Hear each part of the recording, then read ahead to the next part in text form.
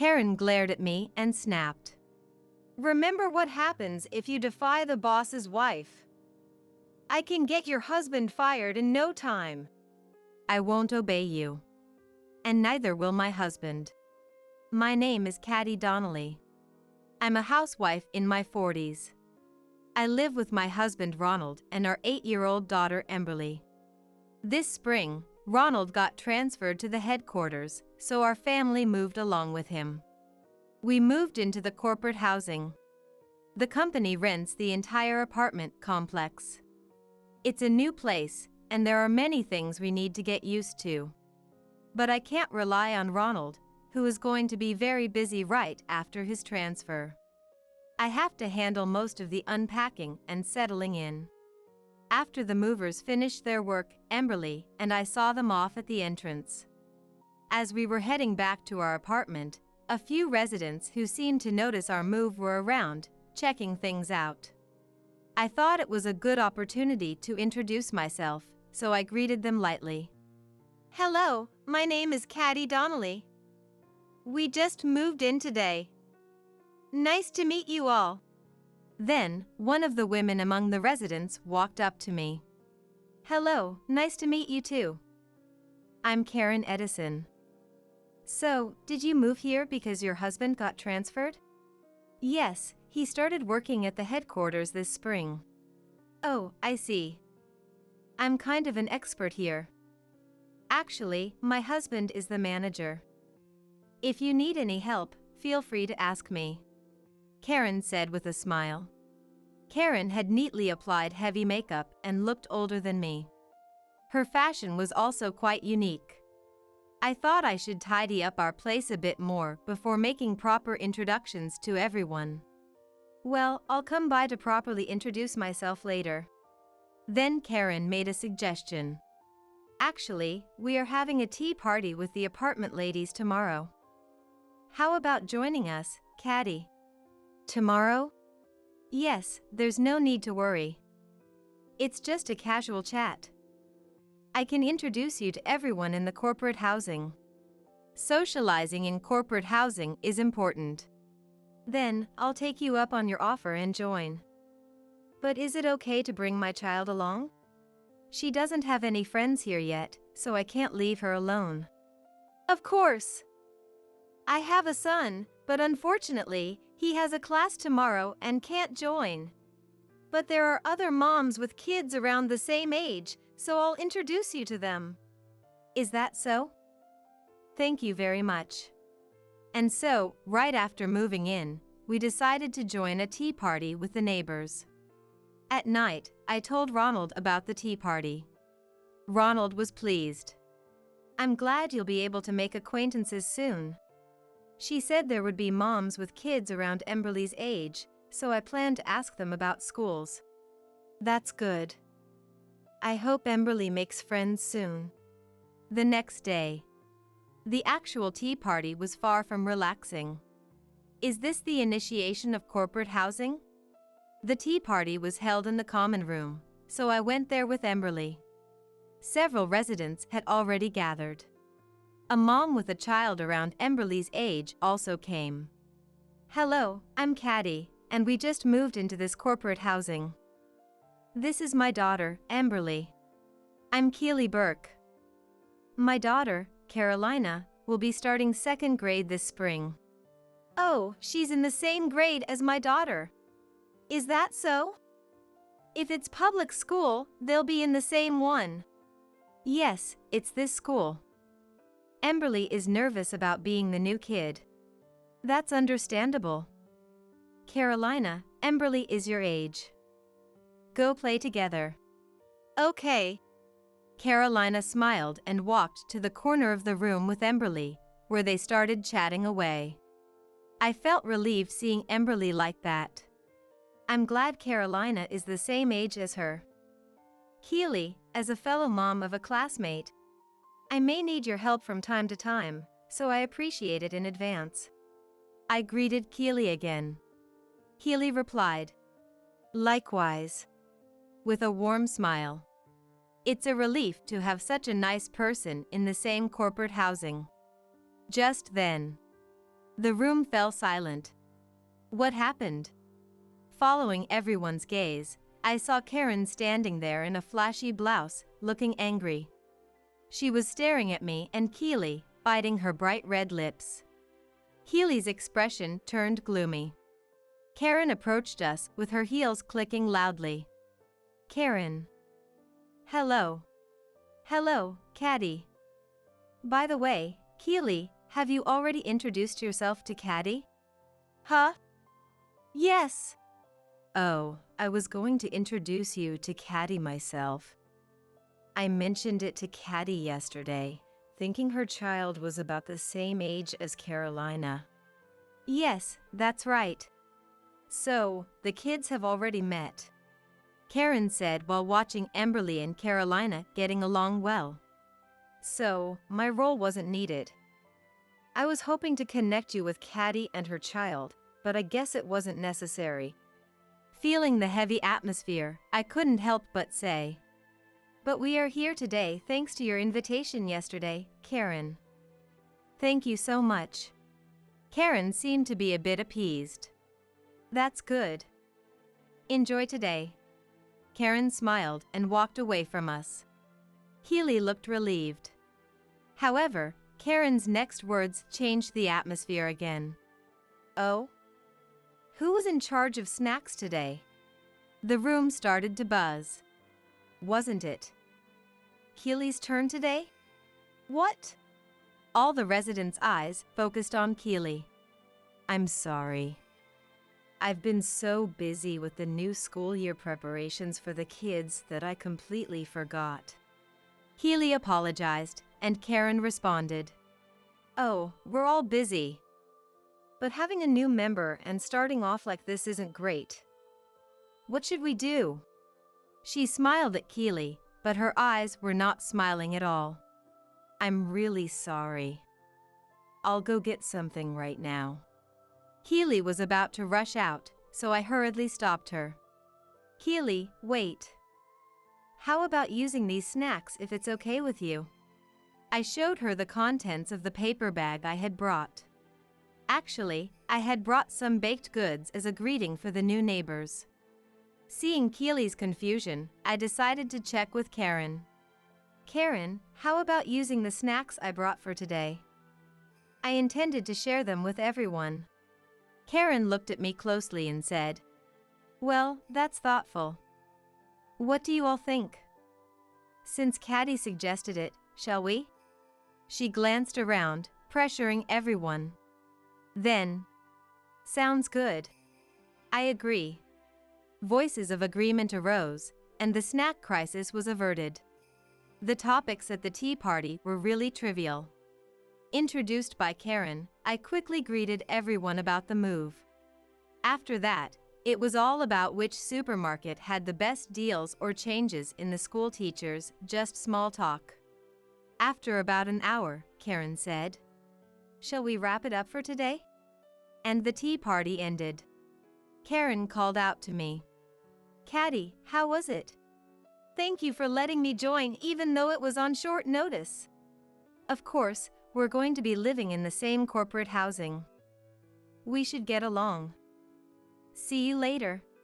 And as she was leaving, she turned to Keely. Keely, make sure to bring better snacks next time. She said this pointedly. While I was helping clean up the table, Keely came up to me. Thanks so much for your help earlier. I really appreciated it. No problem. I'm glad I could help. How often do you have these tea parties? And is it always someone's turn to bring snacks? The tea parties are supposed to be monthly, but it really depends on Karen's mood. You know the bulletin board at the entrance? That's where the next event gets posted. And yes, we take turns bringing snacks. Since you helped me today, I'll be in charge next time. I see. Do we have to attend every time? I didn't see anything about that in the corporate housing rules. You're right. There's no strict rule about attending. Here, Keely lowered her voice and looked around nervously. But if you don't show up, Karen will take notice. Is Karen really that important in this corporate housing? Rumor has it that if you get on Karen's bad side, her husband might demote or transfer yours. So, everyone tries to stay on her good side for the sake of their families. Wow! By the way, which department does your husband work in? I think he's in sales right now. Oh, Karen's husband is the head of the sales department. Really? Caddy, just be careful around Karen. That night, I told Ronald about what happened during the day. Wow, there's a lot of politics even in corporate housing. It seems so. And Karen's husband is the head of the sales department. Edison, the head of sales, huh? Yes, that's right. Could it be that the work you were asked to do? Don't worry about my job. How about you and Emberly? Are you making friends? Actually, yes. Emberly met a girl her age, and they seem to get along well. Her name is Carolina. And the one who told me about the corporate housing was Carolina's mom, Keely. I think Keely and I could be good friends. That's good to hear. Soon after, the new school term started, and Emberly began going to school with Carolina. Since they were in the same class, they became even closer and started visiting each other's homes. Thanks to this, I also became closer to Keely. And I discovered something else after the new term began. Karen's child was also the same age as Emberly and Carolina and was in the same class. His name was Zeph, but Zeph was a bit of a problem. One day, Emberly came home with Carolina, who was crying. When I asked why, she told me it was because of Zeph. On their way home, Zeph came up behind them and said, "Hey, you two, walk behind me." But since they wanted to get home quickly, they didn't listen, and Zeph pushed Carolina from behind, making her fall. Zeph left without apologizing and ran ahead. Carolina's knee was scraped and bleeding. I immediately called Keely while disinfecting Carolina's wound and putting a bandage on it. I told Keely about what I heard from Emberly and said I was going to talk to Karen and Zeph. But Keely replied, Yeah, the injuries are not that serious, and it's just a kid's fight, so it's not a big deal. But I heard Carolina got pushed, and if something happens, it could be serious. I think we should at least inform Karen. That's true, but honestly, I don't want to draw attention to it. So, I'll leave it for today. Thanks for taking care of it. Carolina, let's go home. Keely said that and took Carolina home. It's true that it's between the kids, and maybe it's better for parents not to interfere too much. However, Karen seemed to have a different opinion. A few days later, we ran into each other at the entrance, and Karen walked over to me and said, Hey Caddy, it seems like Emberly is ignoring my Zeph. What? Zeph says that even when he talks to her, she ignores him. It's really hurting his feelings. I'm sorry. I'll check with Emberly. Even if they had a fight, ignoring is not good. Exactly, please do. I know it's tough, but make sure you raise your kids properly. What? What do you mean by tough? Oh, I'm sorry, it just slipped out. Actually, I heard something about your husband from mine. About Ronald? What did you hear? Oh, should I say this? I heard he dropped out of college. And now he's in our company's sales department. It must be hard for you. Most of the sales team are from prestigious universities. I see. Oh, I'm sorry. My husband is the manager, so I hear a lot. Dropping out must make it tough to keep up with the job, right? It must be hard. What? So, the child rearing falls to you, right? But you can't neglect discipline. If you don't discipline her now, she'll end up causing trouble for others. I see. If you're struggling with parenting, just let me know. I'm the one who disciplines my son while my husband is busy. I can teach you how to do it. I see. Well then, take care. After saying what she wanted, Karen quickly walked away. That night, I told Ronald about my encounter with Karen. That's what happened. Well, it's true that my highest degree is from high school. She probably heard it from Mr. Edison. Even if you dropped out, that was really rude of her. Yeah, it was. But I don't care what she says about me. How are Emberly and Zeph doing? Are they still fighting? I asked Emberly, and she said she's ignoring Zeph because he didn't apologize for hurting Carolina. I told her that's not okay. Hopefully, they can make up. Yeah. A few days after that conversation, the doorbell rang. When I opened the door, it was Karen and Zeph. I wondered what it was about. Zeph's tutoring was canceled today. He wanted to play with friends, so I brought him over. They're classmates, right? And I have a hair appointment, so could you watch him for 2 hours? What? If you watch him, I'll give you some advice on discipline, she said with a confident look. And it seems like with a dropout husband, your home is quite modest. Karen peered into our house and muttered in a small voice. Then she looked at her watch and said, "Oh, it's already this time. Sorry, I have to go now. Bye." Karen left Zeph at my house without waiting for my response. Then, Zeph walked into the house without saying a word. Just moments later, from the back of the room, "No, stop it." I heard Emberly scream. What happened? I hurried over to find Zeph had scribbled all over the picture Emberly was drawing. Mom, Zeph ruined my picture. Zeph, unapologetic, said, I fixed it because it was weird. It wasn't weird. Yes, it was. Mom said that your dad didn't go to a good school, so you'd end up weird too. While comforting Emberly, I said, Emberly, your picture wasn't weird. Why don't you try drawing it again? Then, turning to the sulking Zeph, I asked, Do you want to draw something too? I decided to have them both draw. But Zeph, this is boring. Give me a snack, quickly said.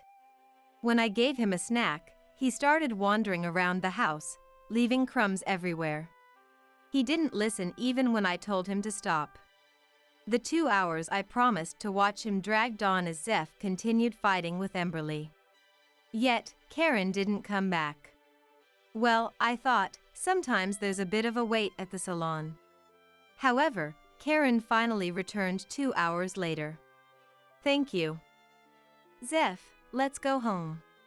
You're late. Oh, don't be so picky. I ran into a friend and had a little tea party. That's why I'm late. A tea party? While leaving your child with someone else? Ignoring my surprise, Karen continued as if it were completely normal. A little delay is fine. I guess when your husband didn't finish college, you have to pinch pennies, and you get a bit picky. I might ask you again, okay? Without asking how Zeph behaved, Karen hurriedly left. After Zeph left, I had to clean up all the toys he left out and vacuum the whole house.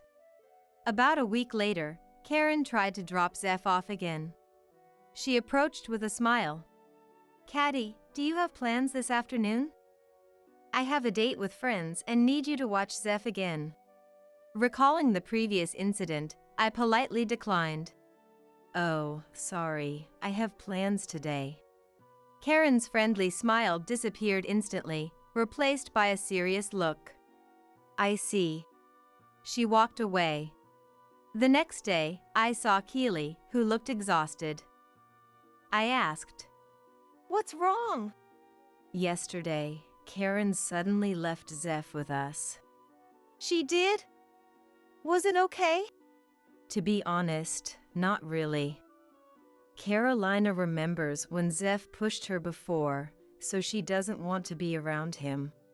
But Zeph is still causing trouble, so I had to keep intervening. It was exhausting. Sorry to hear that. I deeply sympathized with Keely.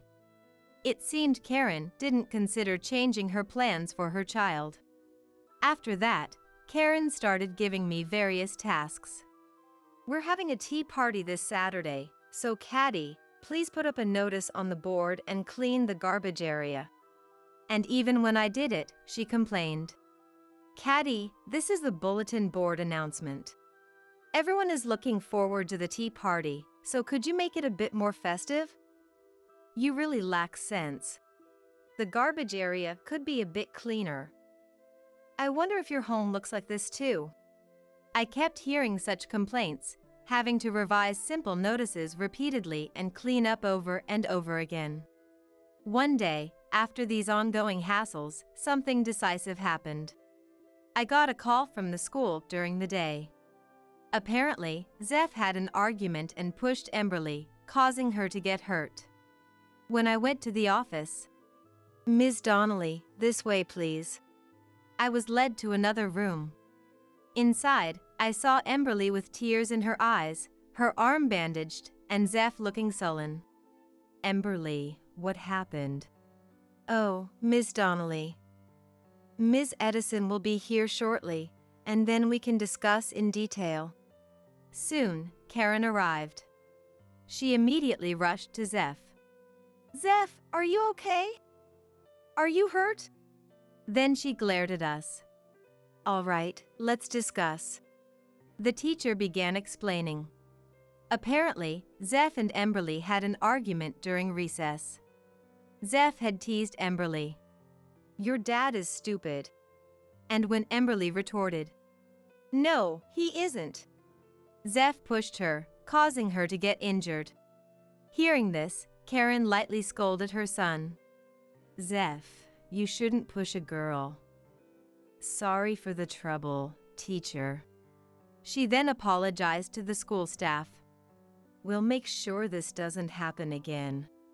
She started to leave. I couldn't hold back my voice. Wait a minute, Karen. Zeph hasn't apologized to Emberly yet. When you say that... Oh, I just told him pushing is wrong, didn't I? Don't be so angry. It's just a kid's fight, isn't it? Emberly just got a little scratch. She'll be fine soon. Well then, excuse us. I was stunned by Karen's cold attitude. That night, I talked to Ronald about what happened at school. I feel bad for Emberly. It's because I didn't correct things properly that she got hurt. Yes, I explained it to Emberly, and she understood. But I can't stand Karen anymore. Right. The company's internal notices are coming soon, so let's clear up the misunderstanding. The next day, I saw Emberly off to school at the entrance. On the way back, I ran into Karen. This is a good chance. Today, I'll speak up. Good morning. I greeted her, but Karen coldly replied, Good morning, and tried to walk away, so I said, Karen, can we talk for a moment? What is it? I have plans. Unlike you, I'm not free. I'm not free either. I just want to discuss yesterday's incident with the kids. What? Are you asking for compensation for such a small injury? No, that's not it. Why did Zeph say such awful things to Emberly? We need to talk about it because that's why the kids had an argument yesterday. Oh, that? It's not like he said anything wrong. Your husband did drop out of college, didn't he? That's not the point. Are you telling your kids that dropping out is bad? And that it's okay to hurt others because of it? Huh? That's not true at all. I've raised Zeph properly. I've only taught him the truth. So, you're teaching him that dropping out means he's dumb, as a fact? There's nothing wrong with that. Yes, there is. It's just a baseless assumption. What are you talking about? Dropping out means he wasn't smart enough to continue. So, your husband dropped out because he wasn't smart enough. Karen kept repeating the words dropped out over and over. My husband says dropouts are useless. So, that means your husband, right? Your husband is in the sales department, isn't he? My husband is the sales manager, and he complains about him all the time. Ah, so that's why Zeph has been saying things to Emberly. As I was thinking that, Karen continued. So, could you tell your husband to try harder? What? If there's a dropout in the sales department, it hurts our company's reputation. I want to support my husband as a good wife should. If there's someone useless, it should be pointed out. That's a wife's duty, right? I have no intention of meddling in my husband's work. What? I was just giving you friendly advice. If you defy me, I'll have your husband fired. Think I'm bluffing? Karen looked down at me with an air of superiority. Oh, really? I couldn't take it anymore and decided to reveal a truth. Go ahead and fire him if you can. By the way, let me correct you, Karen. You said our company, right? Actually, it's not your company. It's my husband's company. What? Yes, it's my husband's company. What are you talking about? I'm close with the president's wife. Don't say nonsense. This is why dropouts are troublesome. Only people at your level would fall for such lies. The current owner, the president, is quite old now, right? So Ronald, who was in charge of a branch, will take over. He's been working in the main office's sales department since spring to prepare for the transition. What? By the way, the president is my uncle. Uncle? My uncle and his wife don't have children. So they chose Ronald, a trusted relative, to take over. Ronald is the next president and the owner of the company. Do you understand? What? That's a lie. If he were the next president, he'd live in a fancier house, right? This is corporate housing. Your home's interior looks so modest.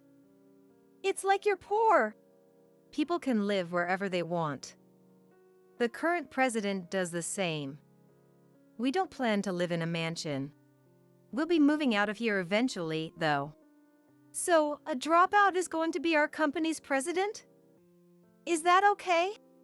Ronald's education might be considered incomplete, but he received elite training under the current president. It's rare these days, but he was mentored closely by the president from a young age. He was also sent to business school overseas. What? What are you saying?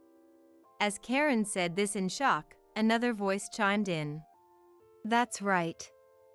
I've served the president since I was young. I'm deeply grateful to have married his niece. The voice was my husband, Ronald. What? Why are you home? I was surprised by Ronald's sudden appearance.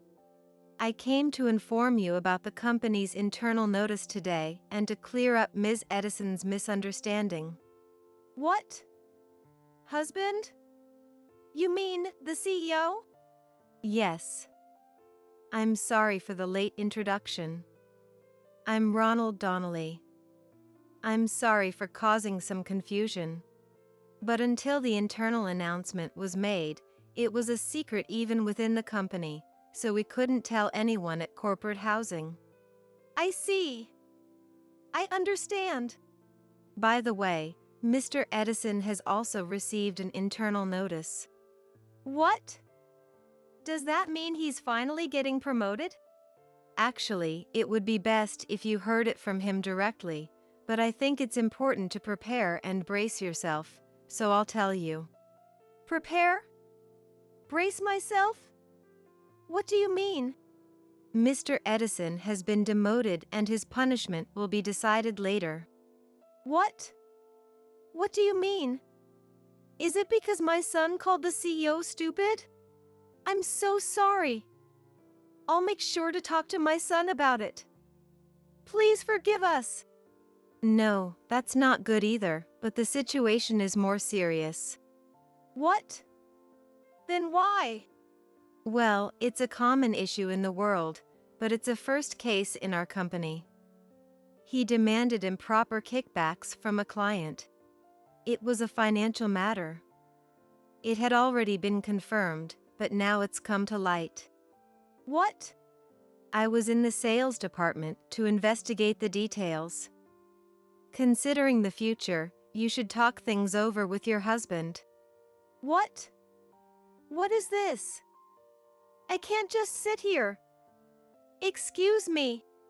Karen ran off as if she were escaping. After that, Mr. Edison's family moved out of corporate housing.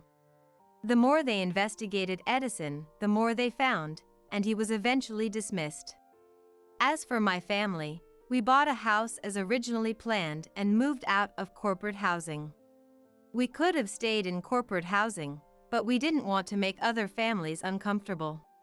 However, since Emberly had gotten used to elementary school, we bought a house near corporate housing.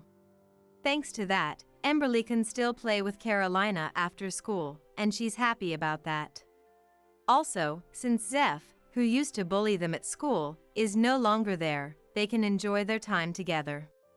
I've become the CEO's wife, but my relationship with Keely hasn't changed. I was really surprised. I can't believe you're the CEO's wife. I'm sorry, I couldn't be honest with you at first.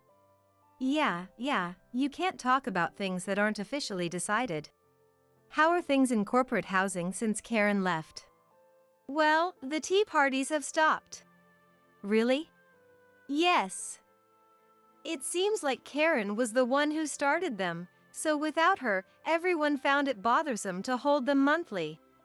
Well, for casual conversations, you don't need to gather every month. That's right. If there's anything necessary, we can post it on the bulletin board. That's what it's for. It seems corporate housing has become quite peaceful. Later, I heard a rumor that Karen got divorced. Apparently, she's now living as a single mother with Zeph. She used to be so bossy and demanding when she was in corporate housing, but now she's on the receiving end, working at a supermarket. I guess it's what they call karma. And we have a new addition to our family. Emberly found a puppy on her way home from school, and she insisted we keep it. The puppy is so cute, and now it's the darling of the whole family. We're planning to go camping with the dog this summer. It will be a fun trip as long as we're together as a family, no matter where we go. Kennedy, if you bought a new house, we're moving in with you. It's unthinkable for part of the family to leave the rest of us behind. Now that you're married to Cody, we're all in this together. Why do you have to stick so close to us? This is Cody's and my life. Don't you think it's time to let your son go? Why should we have to do that? Cody may be married, but he's still part of our family. And since you married Cody, you're now part of our family too. I appreciate you saying that, but I'm not a fan of being tied down. Regardless, I'm going to live with you too. It's useless to say no. If you won't accept it, I'll make you get a divorce. All right then. In that case, we'll get divorced. When I said that, my in-laws seemed overjoyed. They must be thrilled about being able to move into a new house. And no doubt they're happy to remove me from the family. I was fed up with my in-laws, so I'm feeling refreshed to get away from them. However, on moving day, I got an angry call from my mother-in-law Matilda. She must have finally realized she fell into the trap I set. What's going on here? This isn't what we agreed on. This is unacceptable. Do you have any idea how awful what you've done is? It's too late to say that now. Cody and I are already divorced, so I have nothing to do with you anymore. Just accept living in that house quietly. Bye. Then, as if he'd been listening in, my ex-husband Cody took over for Matilda. You think you can get away with this? I never knew you were this unreasonable. I'm baffled as to why I ever married someone like you. Right back at you. When I said that, Cody fell silent, apparently unable to find a retort. I hope they, thinking only of themselves, will suffer thoroughly. My name is Kennedy, 28 years old. I work at a real estate company I joined after graduating college. My job isn't to do sales myself, but to entertain clients brought in by our company's salespeople. So I don't do any outside work, and am always in the office. But this job involves talking with many people, so there are apparently a lot of chances to meet someone compared to other companies. Thanks to that, I started dating someone I met through work a few years ago, and we ended up getting married. When I first met Cody, he was a truly wonderful man. He forgave me no matter what I said and always put me first. When I introduced Cody to my friends, they were so envious. Cody really is a great guy. You won't find many like him, so you have to cherish him. I guess you met him because you're a good person too, Kennedy. I'm so happy to hear you praise him like that. I've never met such a good man either. That's why I intend to treasure him. We just got married, so there's still a lot I don't know though. But you dated him for a long time before getting married, right? So you must know him pretty well. Everyone around us is starting to get married too, but I think Cody is the best of all. There aren't many people who can think that much of their spouse. That may be true, but I can't relax just yet. I don't know what kind of people Cody's parents are, and there's the whole daughter-in-law issues too. They seemed like good people when we met though. If they raised a guy like Cody, his parents must be good people. But you never know what might happen in this world, so you can't be totally at ease. If anything happens, you can always talk to me. I'm on your side, Kennedy. I'm so happy to hear you say that. I'm always relying on you. Sorry about that. My friends praise Cody a lot. I like Cody too, but when my friends compliment him, I end up liking him even more. It makes me think I have to treasure him more, and reaffirms just how precious he is. Even after getting married, Cody stayed a good man, always putting me first. From what I hear, a lot of people change completely after marriage, so I'm really grateful for Cody's personality. But a few months after we got married, Cody started acting strange recently. He'd leave me at home and frequently go back to his parents' place. I didn't know what he was doing, so I decided to ask him. You've been going back to your parents a lot lately. What are you doing there? If something happened with your family, I'd like you to tell me about it. Is there some issue you can't even tell me about? It's nothing. I just go back because I want to. Or is there some reason I'm not allowed to visit my own family? I didn't think you were the kind of woman to be so controlling. That's not what I meant, but why are you talking like that? You've been acting weird lately. Did something happen? If you're having trouble at work, I'm here to listen. Just because you're some big shot at a real estate firm, you think you can boss me around? If you have that much free time, why don't you find us a house to live in? You're in real estate, so it should be easy, right? All right, I'll look for a house for the two of us then. Do you have any particular conditions you want? I'll take those into consideration if you do. We might have kids in the future, so I want as big a house as possible. We don't know how many we'll have, so find the biggest place you can.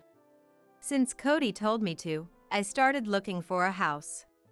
I wasn't thrilled with how he said it, but I'm glad he's thinking about things like our future kids. Honestly, if we were a normal couple, it might be weird to be happy about just this.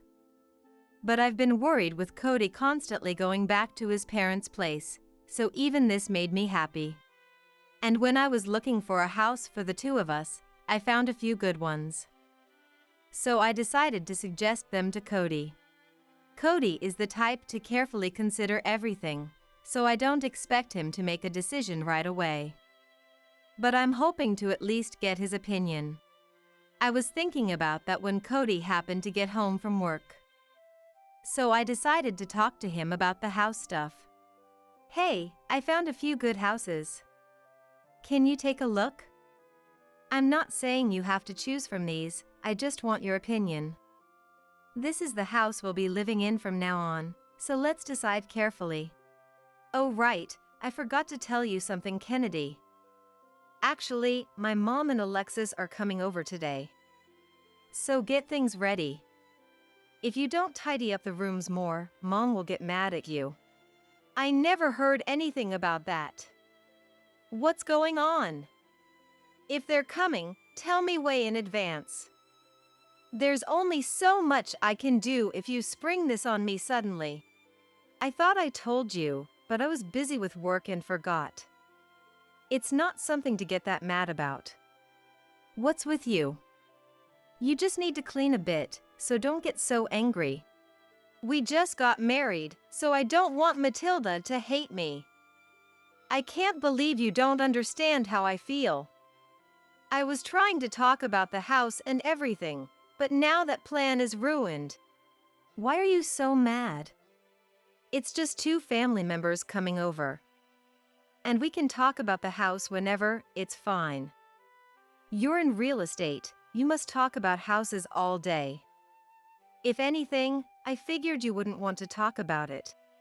Talking about real estate for work and talking about the house we'll live in are completely different. I've been squeezing in time to look this whole time. Why are you saying such awful things? I was so happy when you said we should look for a house. Cody doesn't seem to understand my feelings at all, looking totally unfazed. It's not like I'd react this badly if Matilda and my sister-in-law Alexis were nice people. But Matilda and Alexis seem to hate me, always acting superior and pressuring me. I haven't told anyone, but it's really stressing me out. I haven't told Cody because I don't want to make him worry. So I don't think he's noticed at all. Still, I'm clearly showing how much I hate this. I'm so disappointed he won't sympathize with me at all. He was so kind before we got married. Why did it end up like this? Before we got married, he was desperate to win me over. But now that he has me, maybe he stopped caring. But now that we're married, I can't just easily get divorced. So I start getting ready for the two of them to come, even though I don't want to. But while I'm getting ready, the two of them show up. My, I thought he told you we were coming, but you're still cleaning up. You really are a slob through and through. I can't believe why Cody married you. I'm sorry, I only just heard you two were coming. If I knew in advance, I would have gotten ready. You think that excuse will fly? You should keep things tidy even if we weren't coming.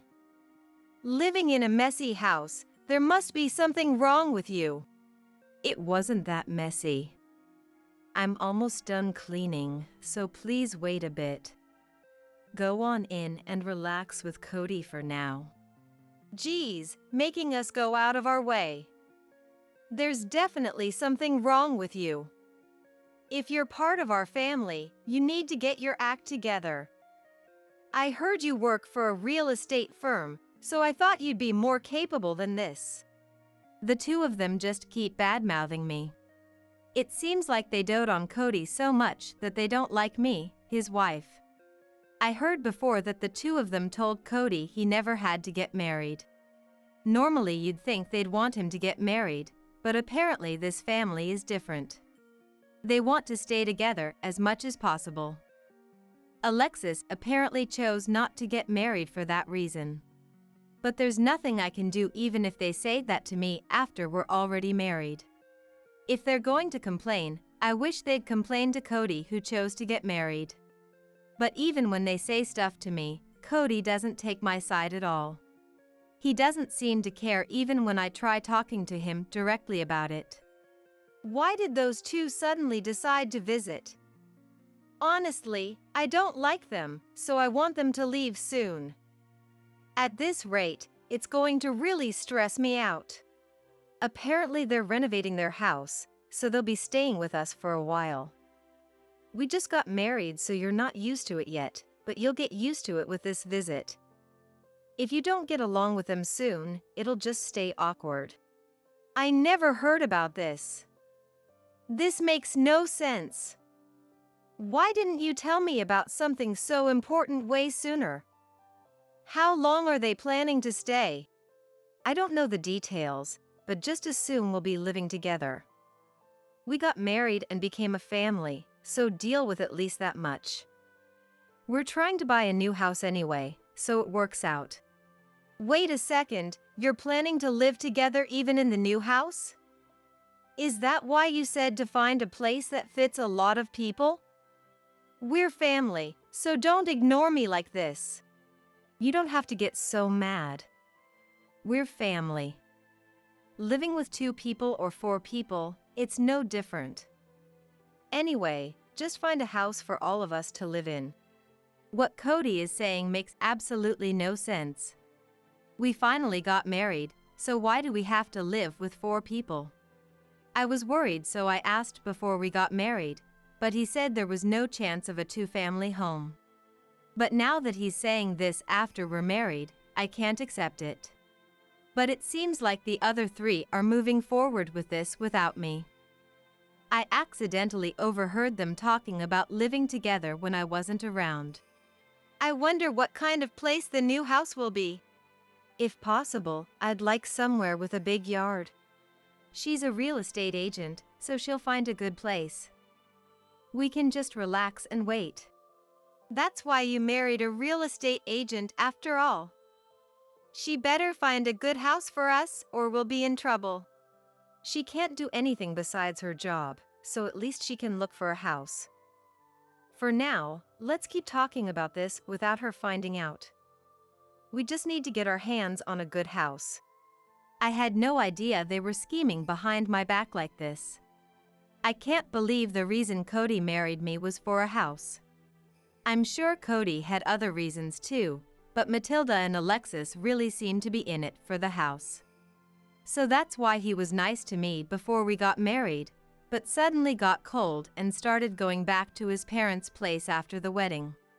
Now that I've heard that, I can't put up with this anymore. I've decided to divorce Cody. I won't forgive them for harassing me so much while planning to benefit themselves. They tried to use me, so I'll make absolutely sure they regret it. While keeping those feelings to myself and pretending I hadn't heard anything, I proceeded with the meeting about the house with Cody. About the new house, is it okay if I decide everything? I'll make sure it's a house the 4 of us can comfortably live in, so don't worry. You're a real estate agent after all, so find us a good place. Alexis said she wants somewhere with a big yard, so consider that too. And Mom said she wants to get a pet, so I'm counting on you for that as well. I see, so a house with a big yard where we can have pets. The pets shouldn't be an issue since it's our own place. But if we want a big yard, it might end up being a bit in the countryside.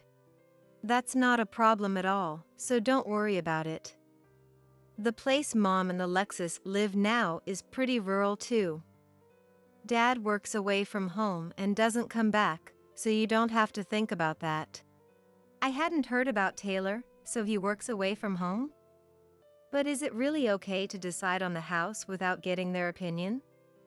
If we're going to live together, shouldn't we discuss it with them? Those 2 are leaving it to you since you're a real estate agent. So you can go ahead without worrying about them. If anything happens, I'll take responsibility, so don't worry. It's just until the renovations on their house are done anyway. We don't have to think too hard about it. Cody says that, but I know better since I overheard them. Rather than trusting me, they're just trying to use me. Honestly, I say the four of us will live together to Cody, but I have no intention of that. I'll wait for the right moment, then send my in-laws crashing down. I'm sure once we buy the new house, they'll say we're all living together forever. So that's what I'm aiming for as I advance my plan. I don't know how it will turn out in the end, but I'll keep thinking things over as I proceed with the plan. But even while I'm thinking about that, Matilda and Alexis keep harassing me. As for Alexis, apparently she quit her job right when she came to stay with us. And she has the nerve to demand money from me. Hey, I heard real estate agents make good money. Is that true? If it is, I'll hold on to it for you. I used to work at a bank, so you can feel safe in trusting it to me. You don't have to go to the trouble. I have the bank managing it properly, so don't worry. Thank you for your concern though. You really don't get it, do you? I'm telling you to hand over the money now. We let you marry Cody, so the least you can do is give us some money. Why should I have to give you money? And if you need money, I think you should work for it. I don't get why you're demanding it from me at all. We're family now, so of course we should combine our bank accounts. As a first step, you can let me hold on to your money. Of course I'll give it back to you after increasing it, so don't worry about that. Increase it? You mean you're planning to go gambling again? I heard from Cody that you do that a lot. Please don't use my hard-earned money for that. Geez, you're really hopeless. Even after I explained this much, you won't hand over the money. You're way too stingy. If you're going to be like that, I'll make Cody divorce you. If you like Cody that much, why don't you get money from him? If you can really increase it, I'm sure Cody would be thrilled. And I think you should ask Cody first before me anyway. What are you saying? Cody's salary is low, so I feel bad for him. You must have a screw loose if you don't get that. I won't forgive you if you keep this up. So you don't feel bad for me? This makes absolutely no sense. Anyway, I have no intention of giving you money. When I said that, Alexis stormed off somewhere, probably realizing she definitely wasn't getting the money. I guess even Alexis couldn't do anything after I firmly refused like that. But trying to live with us and even demand money from me, it's totally absurd. The more they stress me out like this, the more I want to get back at them majorly. That said, I didn't think Alexis would give up that easily, so I decided to watch the situation for a while.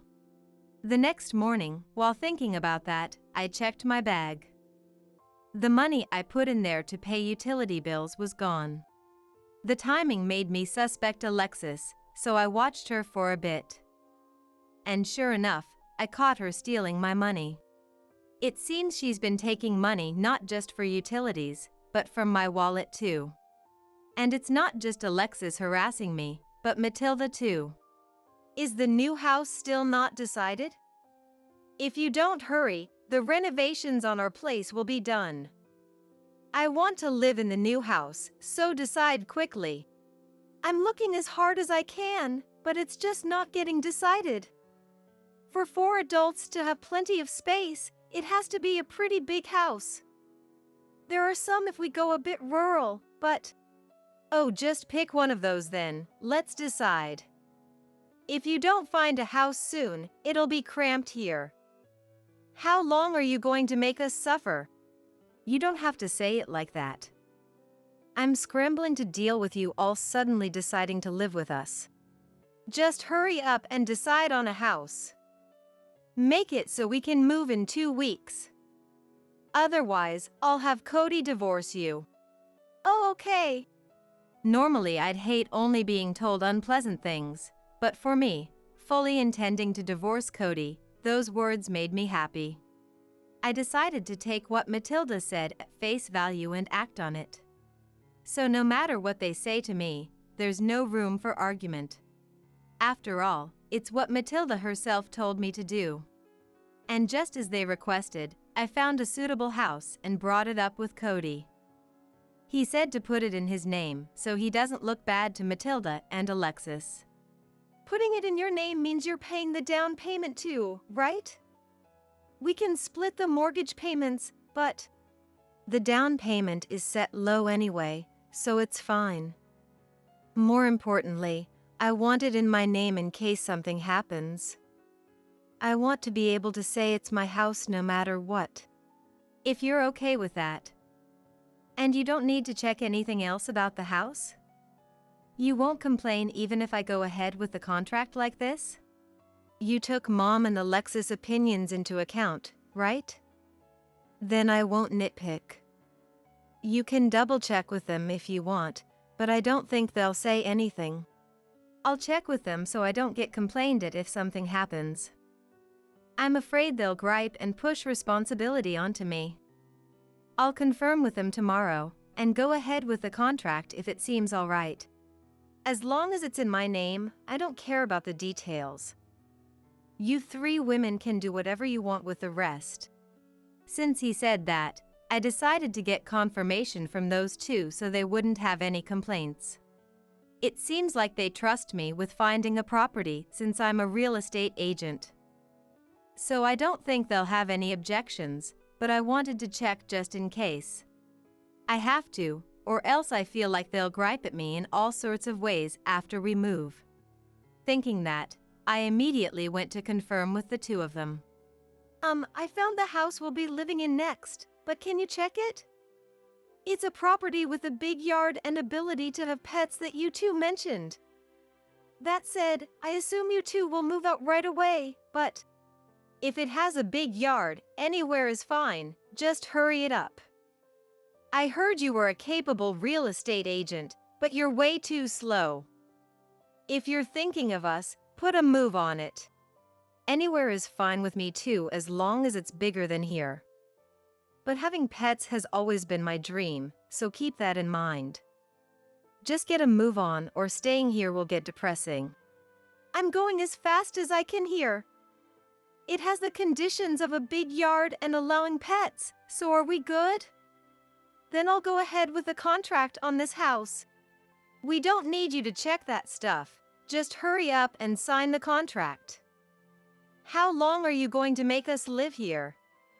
You really don't think of your family at all. I'm sick of it. Having firmly gotten statements from both of them, they have no right to complain no matter what kind of house it is. And it's huge that Cody is paying the down payment even though we're splitting the cost of the house. I wanted to reduce the amount I'm responsible for even a little. He's not usually this generous with money, so I think Matilda is assisting him. When I told Cody the contract was complete, Matilda and Alexis called for me. You finally decided on a house. You really are incapable at your job. Well, we'll be living together from now on, so I'm counting on you. Even if you say we're living together, it's just until the renovations are done, right? Oh, did I not tell you? We are renovating, but we already sold our old house. So we intend to live with you permanently. I never heard anything about that. Why didn't you tell me something so important? If it's true, I definitely think you should have said so from the start. What's the difference between living together a little while or forever? Just think of it as the time frame getting a bit longer. Are you trying to say you hate living with us that much? I really think Mom is totally right. Do you dislike living with my family that much? I can't believe you would say something like that. I just feel like my opinion isn't being considered at all. No matter how you look at it, it's wrong, so I don't want to live together. You could think about my feelings a little more. If you're that against living with us, we'll have Cody divorce you. I bet you don't want that, right? So live with us. And keep doing the housework for us too. If I have to go that far, then please divorce me. I loved Cody, but he's been strange lately. Please, all of you, go live in the new house or whatever. Oh, is that so? Works for us. Sorry you went to the trouble of finding a house though. The three of us, without you in the way, will live happily as a family. Everything contract related is finished, so rest assured. All that's left is paying for the house and alimony from the divorce. What do you mean alimony? I said I'd pay the down payment, but I never heard anything about alimony. There are a few things I want to claim, but first, you're cheating. Did you really think I hadn't noticed? Actually, when Cody suspiciously started going back to his parents more after we got married, I hired a private investigator. And it came out that while saying he was going to his parents, he was really going on dates with his coworker at work.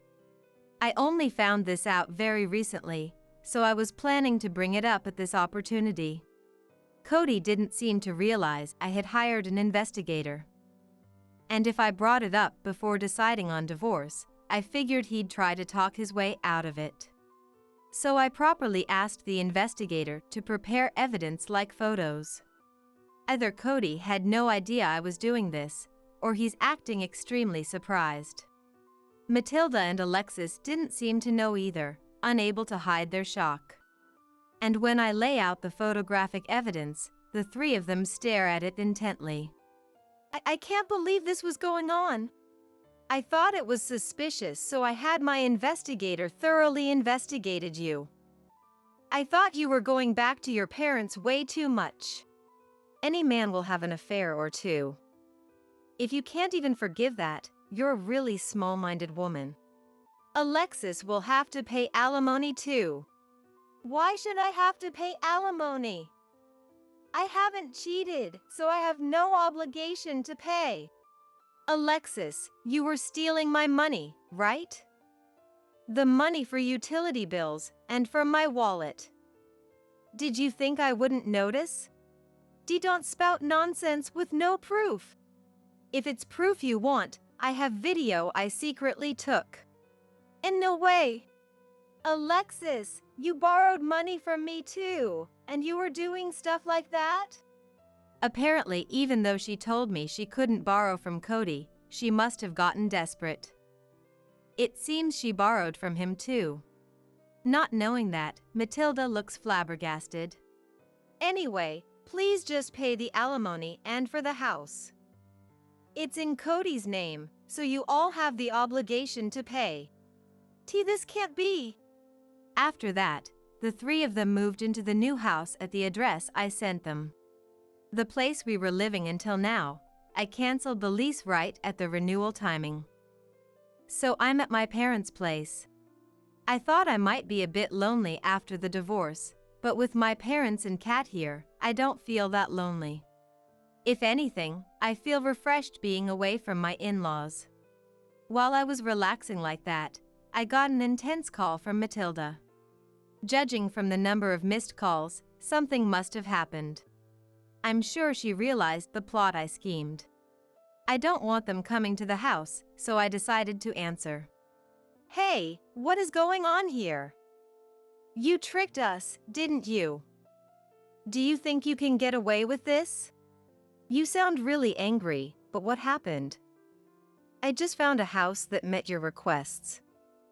And I got confirmation from you all before signing the contract. The house came with a ranch, and we're obligated to raise animals. I never heard anything about that. What are you going to do about this? It has a ranch as the big yard, and pets were already included. Alexis isn't working, so she can raise them. I just did exactly what you all told me to. There's no way we can raise cows. What kind of nonsense are you spouting? Anyway, we can't live somewhere like this. It's too late, the contract is already in Cody's name. Live there until you find a new place. I won't forgive you for this, prepare yourself. When I got your permission, you all signed the contract, remember? So no matter what, this will work out in my favor. And no way! When did you do that? Did you know we were trying to use you? I overheard that conversation too. Too bad, but you have no choice but to live there. This can't be. Why do we have to live on a ranch? If she has evidence of everything, we can't do anything. Now that I have proof, no one can argue back anymore. Actually, when I got their permission, I had them sign a written agreement just in case. So none of them can dispute it at all. The three of them were so eager to move that they signed without suspecting a thing. In the end, according to my coworker handling Cody and the others, they sold their old house too. So they're living in the rural house with the ranch that I picked out. It took time to find a property that came with a ranch that needed managing, but I'm glad I worked hard for it. I was able to properly get alimony from Cody, and now I'm living comfortably at my parents' place. I don't know what will happen from here on, but I'm going to believe in myself and keep living my life. I've gotten calls from Cody and Matilda asking me to help them, but I don't think they're worth helping. So I'm blocking their calls and just getting updates from my coworker. I told my coworker to be strict with Cody and the others. So I think they'll be living in that house with the ranch for a while. Seems like a son's wife is just an outsider, huh? No need to waste fancy coffee on a stranger like you. We'll enjoy it ourselves. With that, Emil grinned wickedly. Well, if that's how it's going to be, so be it. This is a game. A doubles game between Emil Elizabeth and Sale Felicia versus me and my husband. Strategy is key in a game. Just you watch. So, I cheerfully responded, gladly, with a big smile. My name is Diana. A 32-year-old working mother. Married to Elliot for 5 years. The day to build our own house has finally arrived. Building a house has been our goal since the beginning of our marriage. We visited various houses, took our time deciding, and diligently saved up. When our child was born 2 years into the marriage, our plans hit a snag. But Elliot and I persevered, and finally, we reached our savings goal. However, actually building the house was harder than imagined. A house is a big purchase. You can't just buy another if something goes wrong. We considered factors like transportation convenience, shopping accessibility, a child-friendly environment, and the reputation of local schools. And whether it was an easy commute for Elliot, a full-time employee. So many things to consider, even just finding the right location was tough. We eventually settled near the in-laws' house. It wasn't out of preference, but because the location was good. It wasn't about living together, but about bearing with minor annoyances. Once the land was decided, it was time to order the house. This was another challenge. Building our ideal home, with budget at the forefront, was full of issues. We progressed, step by step. But complicating matters further were Elizabeth and Felicia. For some reason, they kept interfering. When we mentioned building a house, both suddenly became interested. Elizabeth's eyes sparkled, and Felicia, in her late 20s and single, was excited. Where will it be built? Which home builder are you using? What will the interior look like? They asked all sorts of questions. I tried to brush them off. But then they somehow found out about our meetings with the home builder and the architect and started crashing them. How do they even find these things out? Sorry, it was me who talked. Elliot apologized. So you're the culprit? Even glaring at him, it was too late. If the kitchen storage is too little, Elizabeth would say, having a wooden deck is essential, Felicia would add. Somebody, please sew these two's mouths shut. If you're doing barbecues in the garden, a big sink would be useful. A walk-in closet should be bigger, too. The windows should definitely be double-glazed for soundproofing. We'll need a bedroom for Mom and Dad, right? Shouldn't there be a room for Felicia to stay in too? One after another. Wait, hold on. Why do we need a bedroom for the parents-in-law? And what's this about a room for Felicia? Ignoring Elliot and me, Elizabeth and Felicia, with almost a smirk, keep butting in, making the architect give a wry smile. After they left, I had to confirm with Elliot.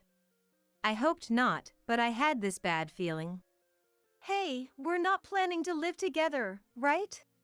From their manner of speaking, I couldn't shake the feeling they were plotting just that. I hesitantly asked Elliot, who shook his head in a hurry. No way! Dad wouldn't think of leaving the house he's used to. And Felicia's old enough, even if our parents' house was gone, there's no way she'd move in with us. That's what I thought. Elliot denied it, but my anxiety didn't disappear. Somehow ignoring Elizabeth and Felicia's interference, we decided on the design and started construction. And a year later, our dream house was finally completed. It was tough, long, and oh so annoying. Lying on the living room sofa after moving in, I closed my eyes and recalled all the hardships. It was educational and fun looking at various properties. Hey Mom, is it okay to put my cup here? Why not? Let's use this corner of the cupboard for mine and Felicia's things. There were times, pointed out by the architect, when I felt disheartened by the difference between the ideal and the reality. The best room on the second floor has to be sunny, right? I'll take the biggest one? Yeah, I'm getting old, a small room would be tiring. Let's go with that. I really wanted to plant a viburnum in the garden. But who knew I'd have to research the type of soil, too. Okay, then I'll call the moving company. Thanks. You're reliable, Felicia. And then there's, wait, what's with these people swarming my house? Elizabeth and Felicia. Why are you meddling with things inside the house? We're just moving things to make it more livable. Felicia replied nonchalantly to my question. My clothes, still in boxes, were pushed to a corner, and somehow Felicia's clothes were making their way into the closet. Elizabeth too. This new house is nice. It's exciting, said, making herself coffee and starting to eat cookies. No, crumbs on the floor. Hey, both of you, stop doing whatever you please. This is our house, you know. I shouted, panicked, as the two behaved as if they were the ones who would be living here. But at that moment, the atmosphere changed. What are you talking about? Felicia said. Huh? As I tilted my head in confusion, Felicia pointed and continued. This house was built by my brother Elliot.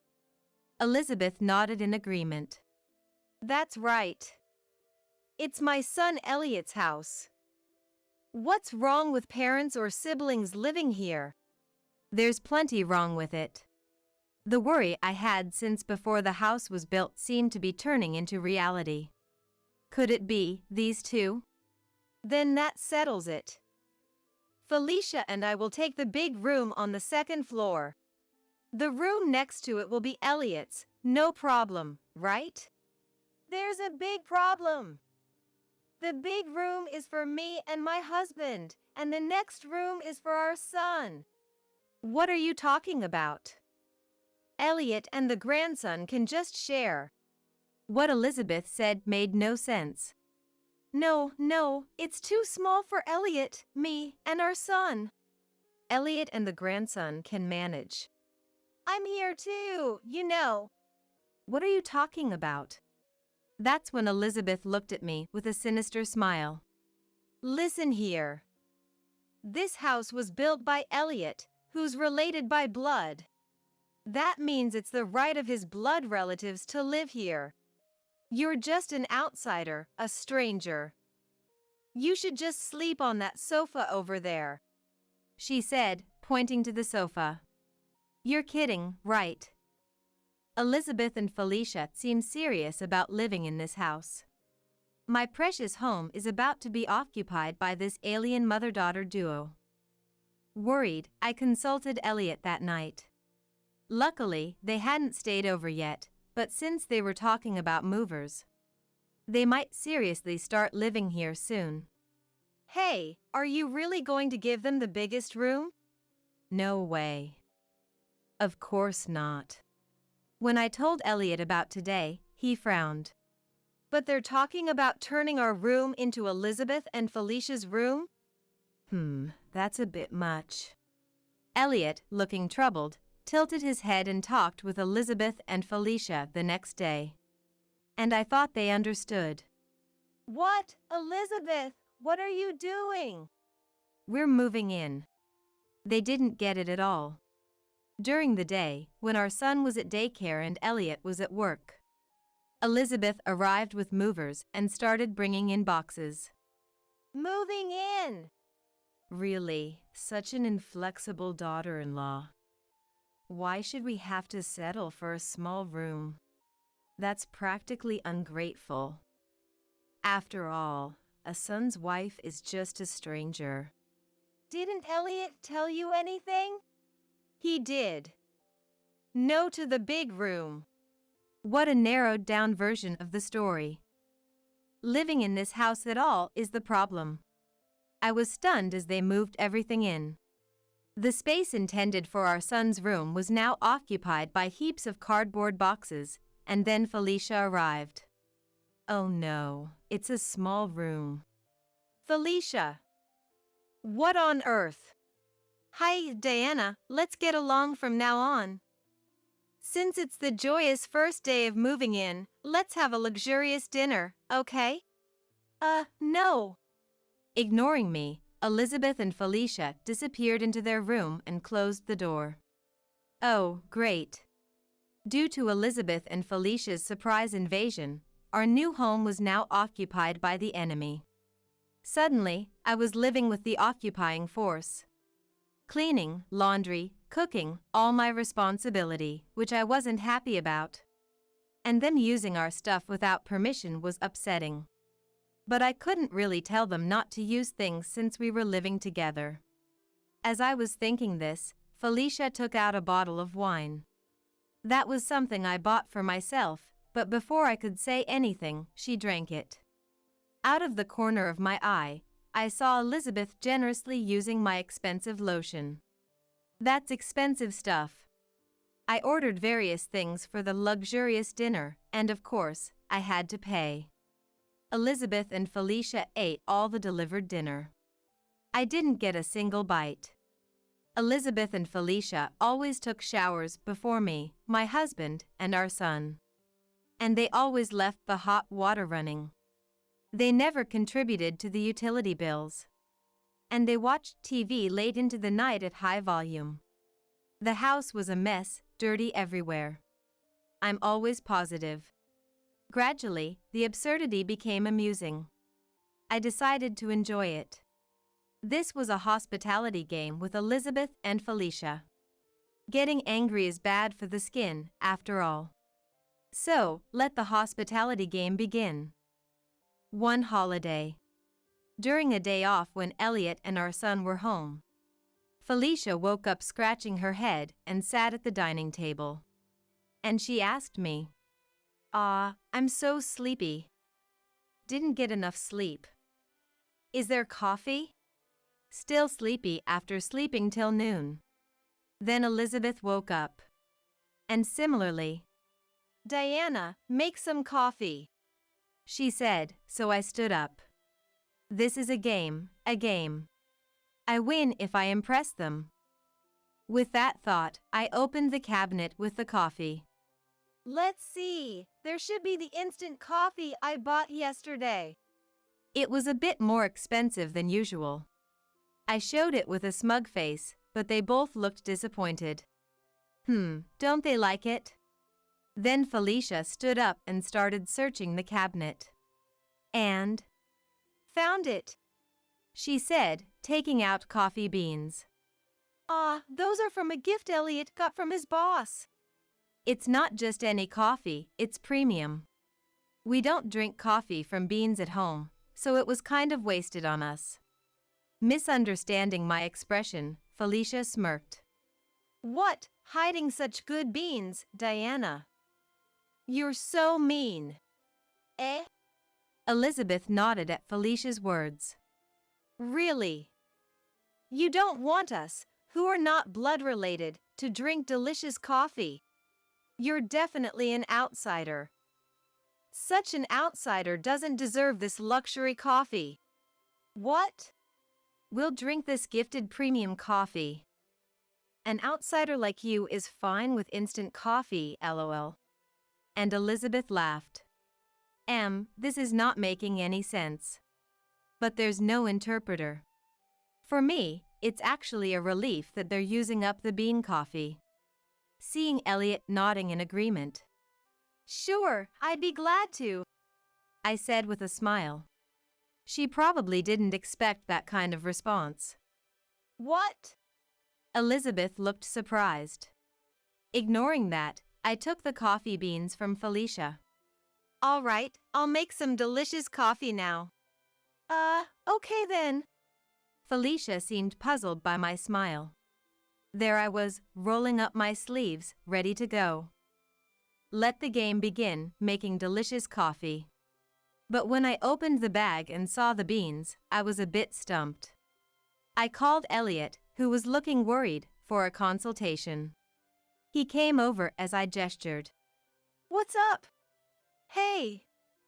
How do you use coffee beans? I've never made coffee from beans before. I asked Elliot, but I don't know either. He replied. Now we're in trouble. Our game of making the best coffee has hit a snag right from the start. Should we look it up online? No, that's the last resort. What to do then?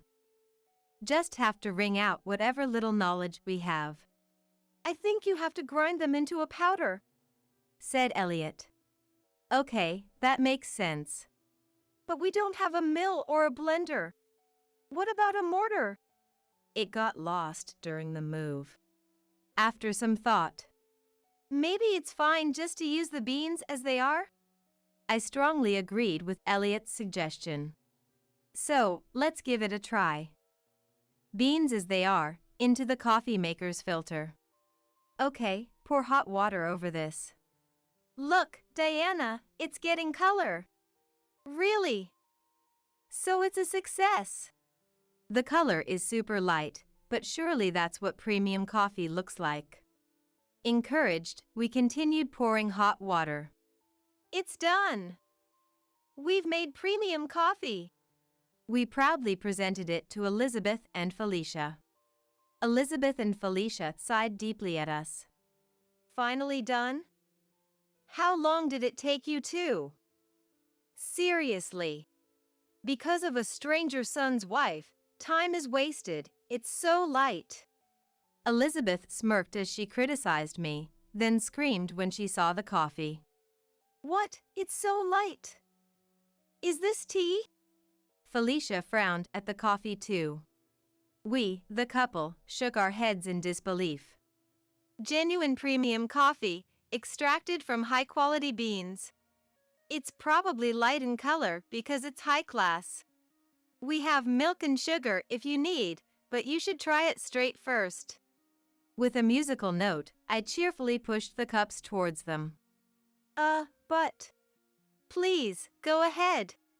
Elliot, is this really premium coffee? Yeah, the finest kind Diana and I made. Try it. After being cheerfully encouraged by both of us, they reluctantly tasted the coffee. Immediately after. So weak. Disgusting. Elizabeth and Felicia both exclaimed. What is this? This is not coffee. What is this? It's definitely weird. Diana, how did you make this coffee? I just poured hot water over the beans. What? Was something wrong? I looked at Elliot, but he just shrugged. Weird, I just made it normally. Too high class for your taste? Huh? I am a woman who suits high-class stuff. It's this coffee that's odd. Ah, good. Then please drink it all. No, but I mean... Here you go. If high-end stuff suits them, they'll surely get used to it while drinking. So, there's only one thing to do. I pushed the coffee cup to Felicia's mouth and made her drink forcefully. Meanwhile, Elliot, calling it filial piety, was encouraging Elizabeth to drink. Now, this is getting fun. The daily game is enjoyable. Elizabeth, shall we clean your room? Hey, at least knock first. Ah, sorry. Since you always enter our room without knocking, I thought it wasn't necessary. Felicia, all this stuff on the floor is trash, right? I'll throw it all away. That's a premium bag. Elizabeth, since you said the seasoning was too light yesterday, I made it stronger today. Too strong.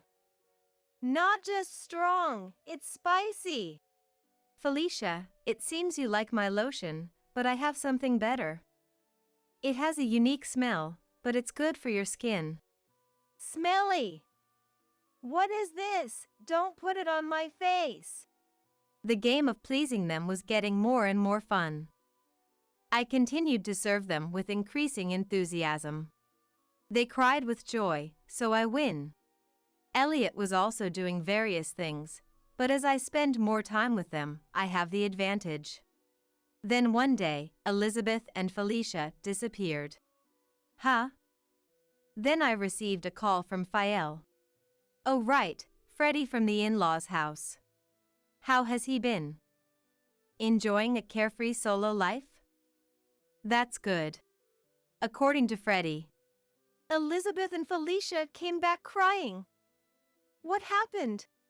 Elizabeth's lips are swollen, and Felicia's skin is shiny but smells terrible, he said. They must have been so happy they went to report to Freddie. But they shouldn't think it's over yet. There's a barbecue in the garden tonight. I'm setting up a trampoline for Elizabeth and Felicia to enjoy, so I'll go pick them up now. I announced and went to fetch them from the in-laws' house. For some reason, they ran away, and a chase began. Eventually, I easily caught elderly Elizabeth and Felicia, who boasted about knowing all the hiding spots since childhood, was found by Elliot. Stop it! Stop it, please! They cried with joy, no need to be shy. A few days later, movers suddenly arrived and took Elizabeth and Felicia's stuff away. Why? I wanted to show more hospitality, I said to them hiding behind Freddie at the in-laws' house, and they shook their heads vigorously with pale faces. Elliot looked genuinely disappointed. Hey Elliot, seems like our hospitality wasn't enough for Elizabeth and them. Is that so? Maybe we need to study more. Hearing this conversation, Elizabeth and Felicia began to tremble. After that, Elizabeth and Felicia stopped coming to our house. Even when I greet them in the neighborhood, hello, they run away immediately. Well, it's fine. Peaceful days returned. We remodeled their room into our son's room, and were even talking about having another child. Feeling a bit unfulfilled now the game is over, unnoticed Freddie stood beside me. The real ditzy ones never realize they're ditzy, do they? And muttered. This time, give the baby to your brother. You can just have another one. After I announced my pregnancy to my parents, my mother uttered those unbelievable words. Brother Zach and his wife Rosie, who is infertile, demanded that I give up my child for adoption to them. My parents have always prioritized Zach over everything and neglected me. The hopeful future I had envisioned upon conceiving my first child turned into despair. My name is Olivia. I've been married to my husband Walt for 3 years. Our marriage is great, and we've been talking like we want a child soon. However, I've kept some distance from my family home. The reason lies with my parents and my brother Zach. At the family home, my parents, Zach, and his wife Rosie live together. Zach was a prodigy since childhood and graduated from a prestigious university. He now secured a job at a major corporation. He is set to join and eventually take over our father's company. Our parents have adored him since he was young. In comparison, I wasn't very smart and had average looks, so I don't have many memories of being cherished by our parents. From a young age, I was always confused by the difference in treatment between Zach and me, often feeling down alone. Especially our mother, she was always with him, clearly showing he was her favorite. As for me, she mostly ignored me. When she did talk, it was usually to put me down. Perhaps influenced by our parents, Zach looked down on me too, so we never had a good sibling relationship. I felt I had no place at home and grew increasingly isolated. For those reasons, as soon as I graduated high school, I left home. My parents, seemingly uninterested in me, didn't say much when I announced my departure. In fact, they seemed almost pleased. After leaving, I got a job. And 3 years later, I married Walt, who was a classmate from high school. I was eager to build my own family and find my peace, away from the influence of my family. I only return home for Thanksgiving and Christmas. I'd rather not go, but my parents insist. They worry about appearances, and a daughter who never visits would look bad. They make a fuss if I don't go, so I endure it and visit twice a year. I went back grudgingly this Thanksgiving, but my mother was as cold as ever. You and your husband are still so unimpressive. It ruins the festive mood. She started with her sarcasm right away. She called us back only to say such things. If she's going to be like this, she shouldn't bother calling. I thought, while fending off her sarcasm, but her barbs continued. We're worried about you. You two live in poverty. We always think you'll come begging for money. My family home is quite wealthy. But since leaving, I've never asked for financial help and have been living off our own earnings with Walt. We manage a decent life and even celebrate their birthdays properly. There's no way we would do that. I immediately responded to her baseless accusation. However, she blurted out, "But you two are still low income, aren't you?" And then shifted her gaze to Walt beside me. "Walt, you're still working at that detective agency, right? How long do you plan to keep doing that shady business? Don't you feel embarrassed?" Indeed, Walt works as a detective, something she always ridicules. She sees detective work as shady and inferior to regular jobs. While Walt was explaining his job to make it understandable for her, Zach chimed in. "Mom, it's pointless to even listen to that. Detective work is shady, something nobody wants to get involved in. It's a low-level job done by people beneath us. The salary must be nothing compared to mine." Flaunting his elitism, Zach looked down on detective work, just like her. That is something we've been hearing since we got married. Walt remained silent, but I felt angry that his job was being completely dismissed. Walt has been my confidant since our student days, so he understands what my family is like. Therefore, he always accompanies me when we have to visit my parents, not wanting to leave me alone. Even though he knows he'll be subjected to unpleasantness, I still feel terribly guilty. This visit, like others, ended up being an unpleasant experience. We resolved to live modestly together, not bothered by my family. Around that time, something wonderful happened. In our 3rd year of marriage, I finally became pregnant. I was overjoyed to be expecting our first child. Considering the way my parents always disparaged me, I felt I couldn't keep my pregnancy a secret from them. So, I visited my family home to announce it. It had been a while since I visited outside of Thanksgiving and Christmas, and my parents, Zach, and his wife Rosie were there. The response to my announcement was unexpected. Upon hearing my news, my mother suddenly raised her voice. "How dare you say such a thing in front of Zach?" I was surprised by her reaction. I hadn't expected congratulations, but this was unexpected. I was puzzled by her reference to Zach, and as I tilted my head in confusion, she revealed a shocking truth. Zach can't have children due to Rosie's constitution. How could you be so insensitive with your announcement? I had no idea that they were infertile. Stunned by her unexpected words, I turned to look at the two. Zach looked uncomfortable and resigned. Meanwhile, Rosie was looking down solemnly. You dare have a child before Zach. If it weren't for Rosie, this wouldn't have happened. She sighed dramatically, glancing back and forth between Rosie and me. Observing that, Zach intervened. You know, Rosie feels guilty enough as it is. Don't be too hard on her, Mom. I was a bit surprised to hear he defend Rosie. From my occasional visits, I knew that his attitude towards Rosie was never that kind. You're really kind, Zach. Rosie, if it weren't for being Zach's wife, you'd have been divorced long ago. Hearing Zach's words, our mother glared at Rosie. Indeed, knowing them, they might have divorced Rosie immediately upon learning of her infertility. But perhaps Zach does have some affection for his wife. I pondered that as I watched he calm our mother down. Well, I've made my announcement, so I'll be heading home.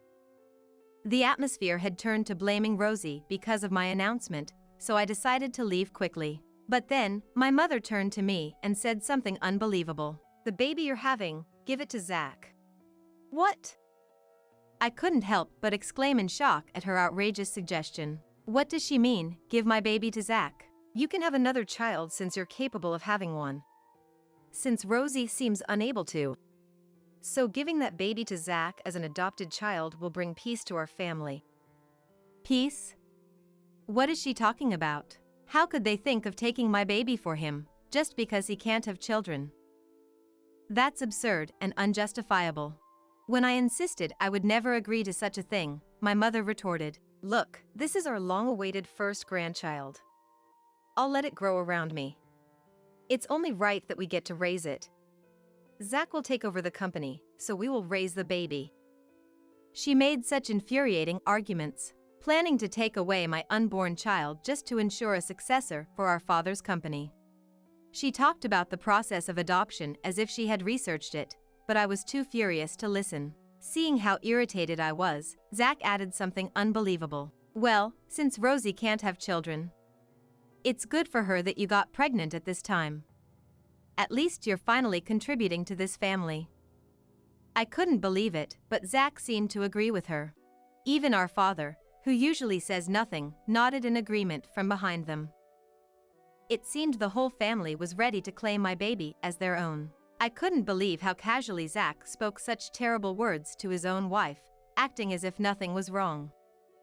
Realizing that talking further was pointless, I decided to leave immediately.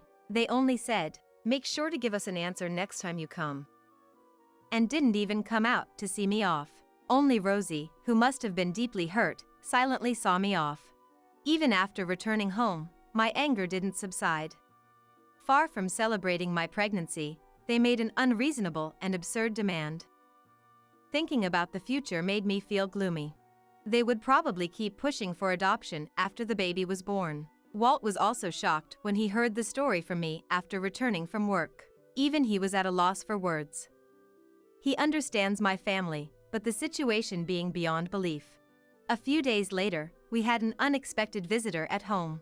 What brings you here so suddenly? It's rare to see you alone. It was Rosie. She looked haggard, her skin lacked luster, and her hair was disheveled. As she looked at us, her eyes brimmed with tears. Olivia, I'm so sorry about the other day. She must be referring to when I went to announce my pregnancy. It wasn't her fault though. She seemed to feel guilty about the unreasonable demands made by my family. Then, she began to speak about something unexpected.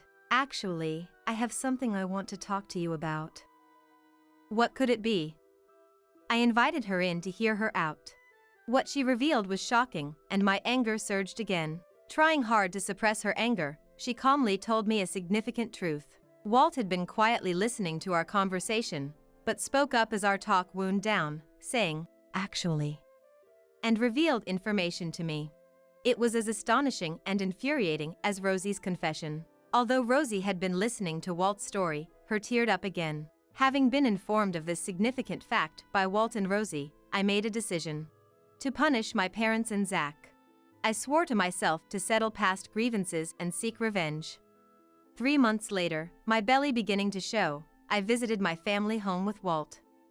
There were my parents, Zach, and Rosie. You've decided to give the baby to Zach, right? My mother asked, without even a greeting. It seemed she could only think of my baby being adopted by Zach. I told you before, that's not going to happen. As I responded, my parents glared at me, as if they couldn't accept it. No matter what you say, we're taking that baby. Stop being so stubborn. My mother appeared infuriated by my resistance. Feeling the same way, Zach and my father just glared at me without stopping her. No matter how much you yell, I will never give the baby away. Instead, I came today to show something to you guys. Is that okay, Rosie? I said, then made eye contact with Rosie. She nodded, still looking into my eyes. Rosie intends to divorce Zach. And the reason is this. I pulled several photos from an envelope I had brought. That was my purpose for coming today. These are... Seeing the photos, Zach was speechless. The photos showed Zach kissing another woman and entering a hotel, undeniable evidence of his infidelity. Apparently shocked to have been photographed. He muttered just one sentence. Who the hell took these photos? Our parents, standing next to Zach, looked bewildered and alternated their gaze between him and me. They probably had no idea that he was having an affair. It was Walt who took these. What? Yes, Walt had taken the photos. Walt had been silently watching that unfold, but began to explain how he came to take the photos. As a detective, he had incidentally seen Zach walking in downtown with an unknown woman while investigating a case. Out of curiosity, he conducted his own investigation and discovered that Zach was having an affair with that woman by pretending to be single. The decisive moment was captured in those photos. Zach seemed to think he had cleverly kept his affair secret. He was dumbfounded and at a loss for words. Adultery is a valid reason for divorce. Make sure you pay Rosie a proper compensation. Amidst the tense atmosphere, Zach spoke. I got stuck with a wife who's so incompetent. It's okay to have a little fun outside, right? Rosie and I were speechless. Instead of apologizing, he blamed Rosie for his infidelity. That's right, you're right. Rosie, it's because you're incompetent. To think you're acting all high and mighty about divorce. Our mother joined in, supporting his retort. They were desperately trying to blame Rosie, probably not wanting to be at a disadvantage themselves. I guess after I left, she must have been treated coldly by this family, just like I was. Thinking about it made me feel terribly sorry for her. Therefore, I decided to confront this family today. To save myself and Rosie, who had been neglected all that time, I pushed them further into a corner by blaming Rosie. Zach, you made fun of Walt, but the investigative skills of a professional detective are extraordinary. As soon as he started investigating, evidence kept piling up. And then, we found out something shocking about your mistress. Saying that, I saw my parents tensing up, wondering what shocking fact would come out next. The woman you're having an affair with seems to be the daughter of a mafia boss. As soon as I revealed it, Zach stiffened as if frozen. He must not have known that. Immediately, my mother screamed. What? Is that true? Her beloved son's mistress being the daughter of a mafia boss. Upon knowing the full extent of the shocking truth, she collapsed to the ground, covering her face with both hands. My father also pressed his head with both hands, as if he had heard something terrifying. Zach, you were pretending to be single while dating her, correct? Right, he had hidden his marital status to have an affair with the woman. If she finds out that she's been deceived by a married man, what do you think will happen? What will her parents do when they learn their daughter was tricked by a married man? It would be better to tell them, right? With my threatening words, now clearly realizing the identity of the woman he had been deceiving, Zach started to panic. No! I didn't know either. I was deceived too. Our parents, domineering just a moment ago, were now completely confused by this unforeseen revelation. Then, Rosie began to speak in front of the flustered. You didn't just deceive your mistress, did you? With her words, tension returned to the room. Then, she repeated what she had told me during her visit. "You are infertile, aren't you?" At that moment, Zach's face showed an "oh no" expression. Our parents looked at him in shock. They had blamed Rosie for not being able to have a baby, but the cause was actually Zach himself. "Did you know, Rosie?" That was all he could manage to say. The stunned parents were visibly shaken by the harsh impact. As they struggled to find their next words, Rosie delivered the final blow. "I found it accidentally while cleaning the room." Rosie had stumbled upon his infertility diagnosis, hidden in his desk drawer. He couldn't admit that to his doting parents, so he kept that fact a secret and blamed infertility on Rosie. Believing his words, our parents had blamed Rosie. His protective comments about Rosie when I announced my pregnancy were probably due to his guilt over the issue. Being blamed for not being able to have a baby, I suffered every day.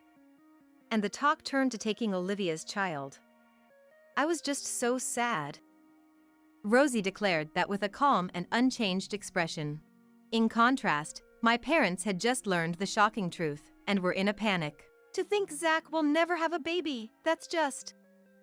My mother was despairing at the reality of not being able to hold his child.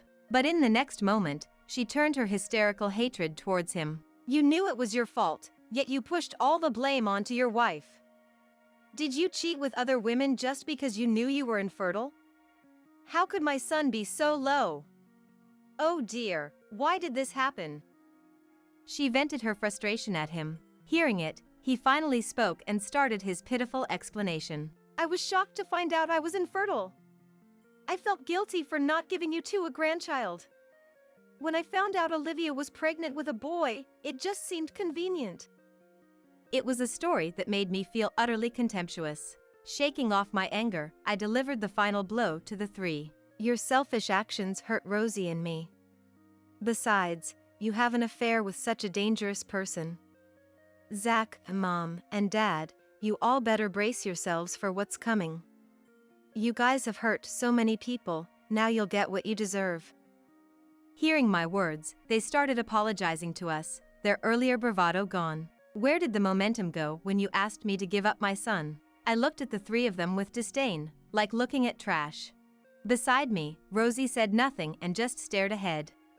Her silence spoke volumes about the depth of her sorrow. Zach and my parents were in for tough times ahead. The father of Zach's mistress learned about the affair, and the three of them were summoned and had to apologize repeatedly. Although they managed to break off the affair, Zach was forced to pay a hefty compensation because he had deceived the woman. The amount was staggering, and they learned the hard way the dangers of entanglement with such people. Because of that, my family home soon fell into disarray. My father was forced to resign as company president due to the public scandal. My mother became isolated, seen with disdain by the neighbors, and withdrew into herself. The relationship between my parents became hostile, constantly arguing over Zach. Zach was forced to leave his job after the scandal leaked to his company. As if to add insult to injury, his divorce with Rosie was finalized. Losing his job and having to pay compensation to Rosie, Zach was trapped in a life of relentless work. Around the time Rosie successfully left the family home, I gave birth to a healthy baby boy. Both the baby and I were in good health, and I savored the joy of welcoming a new life.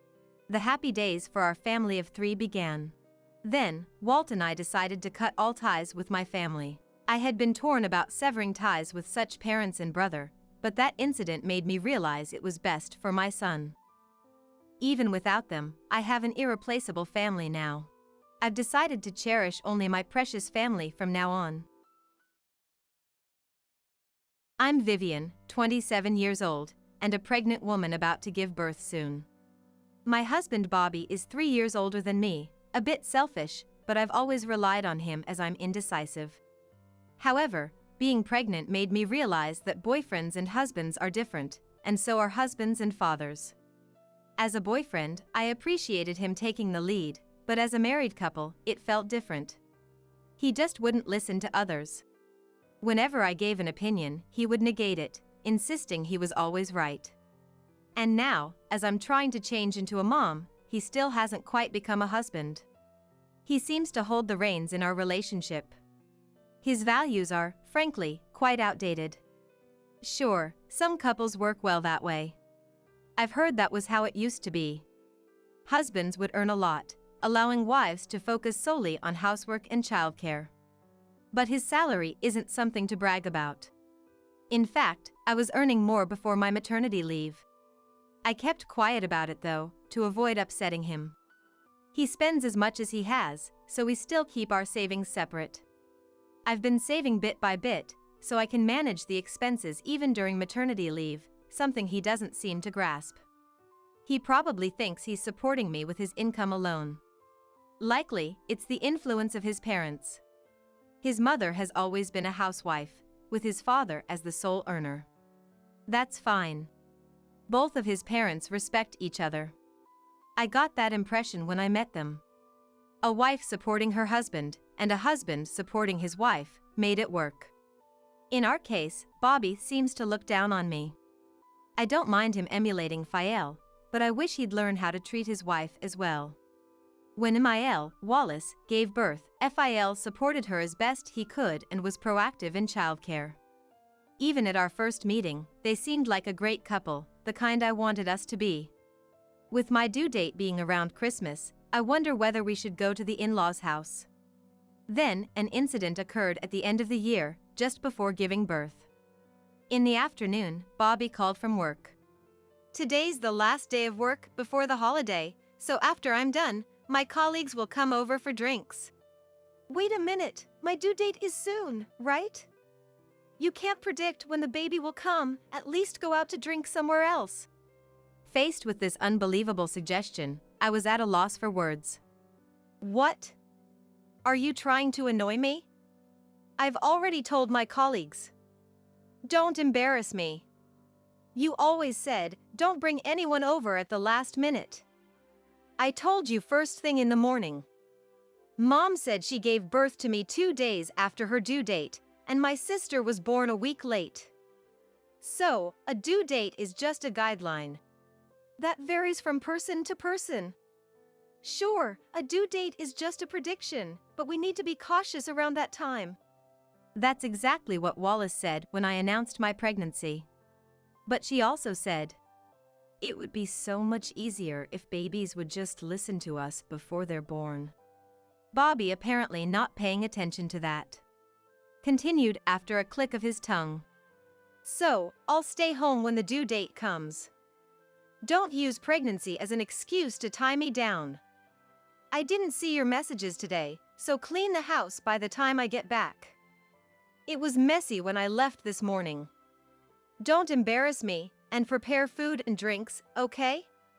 Remember to keep your promises. Wait, I'm pregnant.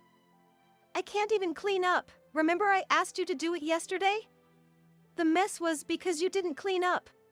He seemed to recall and then got angry. You're a housewife, right? You're being supported, so don't make me do housework. Just do it already. Saying that, he hung up. The mess he was referring to was actually made by him yesterday. He had brought colleagues home just before returning once before. I did ask him to inform me in the morning, but I never expected him to do this, especially not so close to the due date. My belly weighs about 3 kilos now, putting pressure on my organs. You wouldn't understand unless you've been through it. I didn't understand until I got pregnant. My sister-in-law, who's already had a baby, keeps in touch frequently. I feel blessed to share these hardships with her. Wallace reminisces about the past and brings things I need, and Fael helps out too. The in-laws' house is really nice. The baby in my belly, perhaps worried about me, kicks me repeatedly. It felt like a sign not to comply with his demands. So, I called his office. The person who answered passed the call to him. Hello, Bobby? It's impossible today. My belly's been kicked so much, I just can't move. What? Don't call for something like that. I'll drink at a colleague's place then. Don't call the office again. It's embarrassing, cut it out. At least clean up. If you don't, it's divorce, understand? All I could hear was the cold electronic tone in my ear. I couldn't believe he was this terrible. Lately, he has been using divorce as a threat for everything. He thinks I'm afraid of divorce now that we have a baby. He uses it to make me anxious. According to him, it's discipline. The only reasons I haven't divorced him are the possibility of change after the baby's birth and the in-laws' presence. How can someone from such a good family turn out like this? Knowing Sael, it's definitely not the parents-in-law's upbringing. It must be his friend's influence. At our wedding, one of his friends said, "Keep your wife in check." After that, he started acting more arrogantly towards me. Since the wedding, he has been acting even more bossy towards me. Just then, the phone rang at the perfect time, and I answered it. Hello, Vivian, how are you feeling? Wallace, it's not my body, it's my mood that's terrible. Wallace sounded a bit panicked over the phone. The due date is Christmas, right? You might feel like you have a lot to do, but prioritize your baby and yourself first. Thank you. But the problem isn't that. I'm sorry to say, but I might end up divorcing. I don't want to part from you guys, but I've reached my limit with this incident. I couldn't hold back my tears anymore. Wallace sounded frantic on the other end. What happened all of a sudden? Can you explain? Bobby called earlier, saying he's bringing colleagues home tonight. He told me to clean up and buy drinks and prepare. If I can't do that, he said it's divorce. So, I guess there's no other choice but to divorce. I've been threatened like this for a while now. Even the usually cheerful Wallace was silent, listening. I'm sorry, I didn't notice. Bobby told me you were going to give birth near your parents' home. What? I'm not at my parents', I'm at our house. I didn't understand why he would lie about that, but her response clarified it. That's why I've been giving him money every day, as he said he could eat properly. I should have taught him housework to reduce your burden. That's my responsibility too. No, she did teach him. It's clear from how Sael is. He just chose to escape. Even Fael does the household himself. Really? I didn't know that. I'm sorry. I almost became an ungrateful wife without knowing the situation. No, it's our fault too. If you're not at your parents', we're neglectful parents. We should have helped more. When he gets drunk, he won't get away with it. I'll give him a piece of my mind next time. I was relieved to have a mother-in-law who would stand up for her son's wife like this. Thank you. I'm really happy I can rely on you, Wallace. You're like a real mom to me now. I lost my mother early, so her friendliness meant a lot to me. I'm feeling okay for now, so I'll try to clean up. I'll order the drinks for delivery and take a break once it's done. Don't push yourself too hard.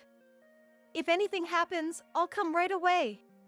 After I finished cleaning and was taking a break, he came back home. The party was mostly his colleagues being considerate, but a drunk Bobby started giving orders. Hey, we're out of drinks, bring some more. As he said this, a colleague went to get them, but that only made him angrier.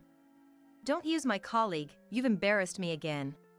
His colleagues, looking disdainful, soon said they had to leave. Fortunately, it was the holiday season, so there were plenty of excuses. As they left, he passed out, and I saw them out.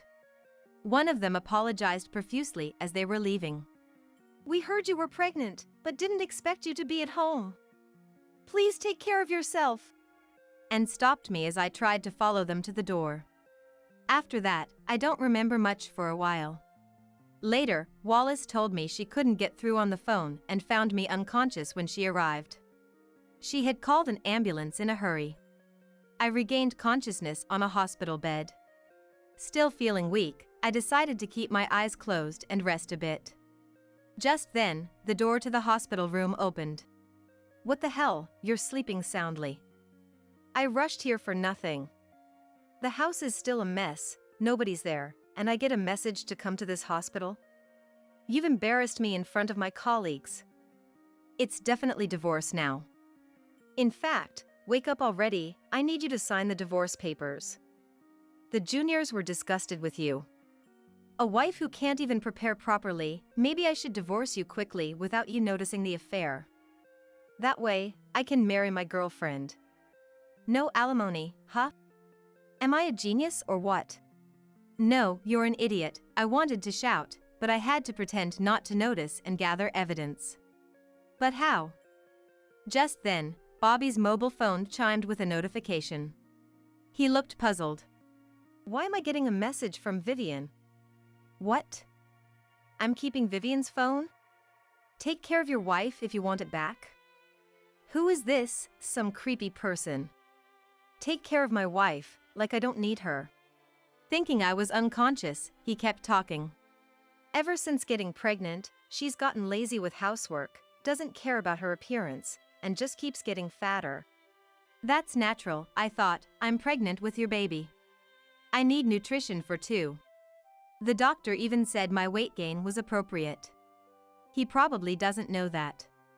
Ah, if only my mobile phone was nearby, I could have recorded this. And to think he's having an affair too. His morals are skewed, but so is that woman. Would you be able to forgive yourself if you were in the same position? Is it even right to engage in adultery with a straight face when your beloved's baby is about to be born? In the first place, is it right to commit adultery? Hey, is the person messaging actually her affair partner? That would make sense, huh? So she having an affair too? What ridiculous reasoning. Does he have the brain of an elementary school detective? People who cheat always think their partner is doing the same. Bobby must know he's in the wrong. There's only one truth, and no justification for infidelity. Then his phone rang again. Huh? I'm not the affair partner? Is this guy psychic? Then who is it? Strangers shouldn't meddle in our business. Who's a stranger? This is a family matter. The door opened, and Wallace barged in. What? Why's Mom here? Why wouldn't I be? I sent the message. Bobby seemed flustered by this unexpected visitor. No way, you came all the way from home? I didn't think you would be here, let alone have Vivian's phone. Don't tell me, Mom, you've been brainwashed with lies to excuse her laziness, right? She began to speak quietly, regretting what he had done. I've been listening to everything you've said since entering this room, using the mobile phone there. He looked where she was pointing and seemed shocked. She had hidden her phone in the gap of my bed and connected a call to my phone. The recording function was also used, so the affair was fully exposed.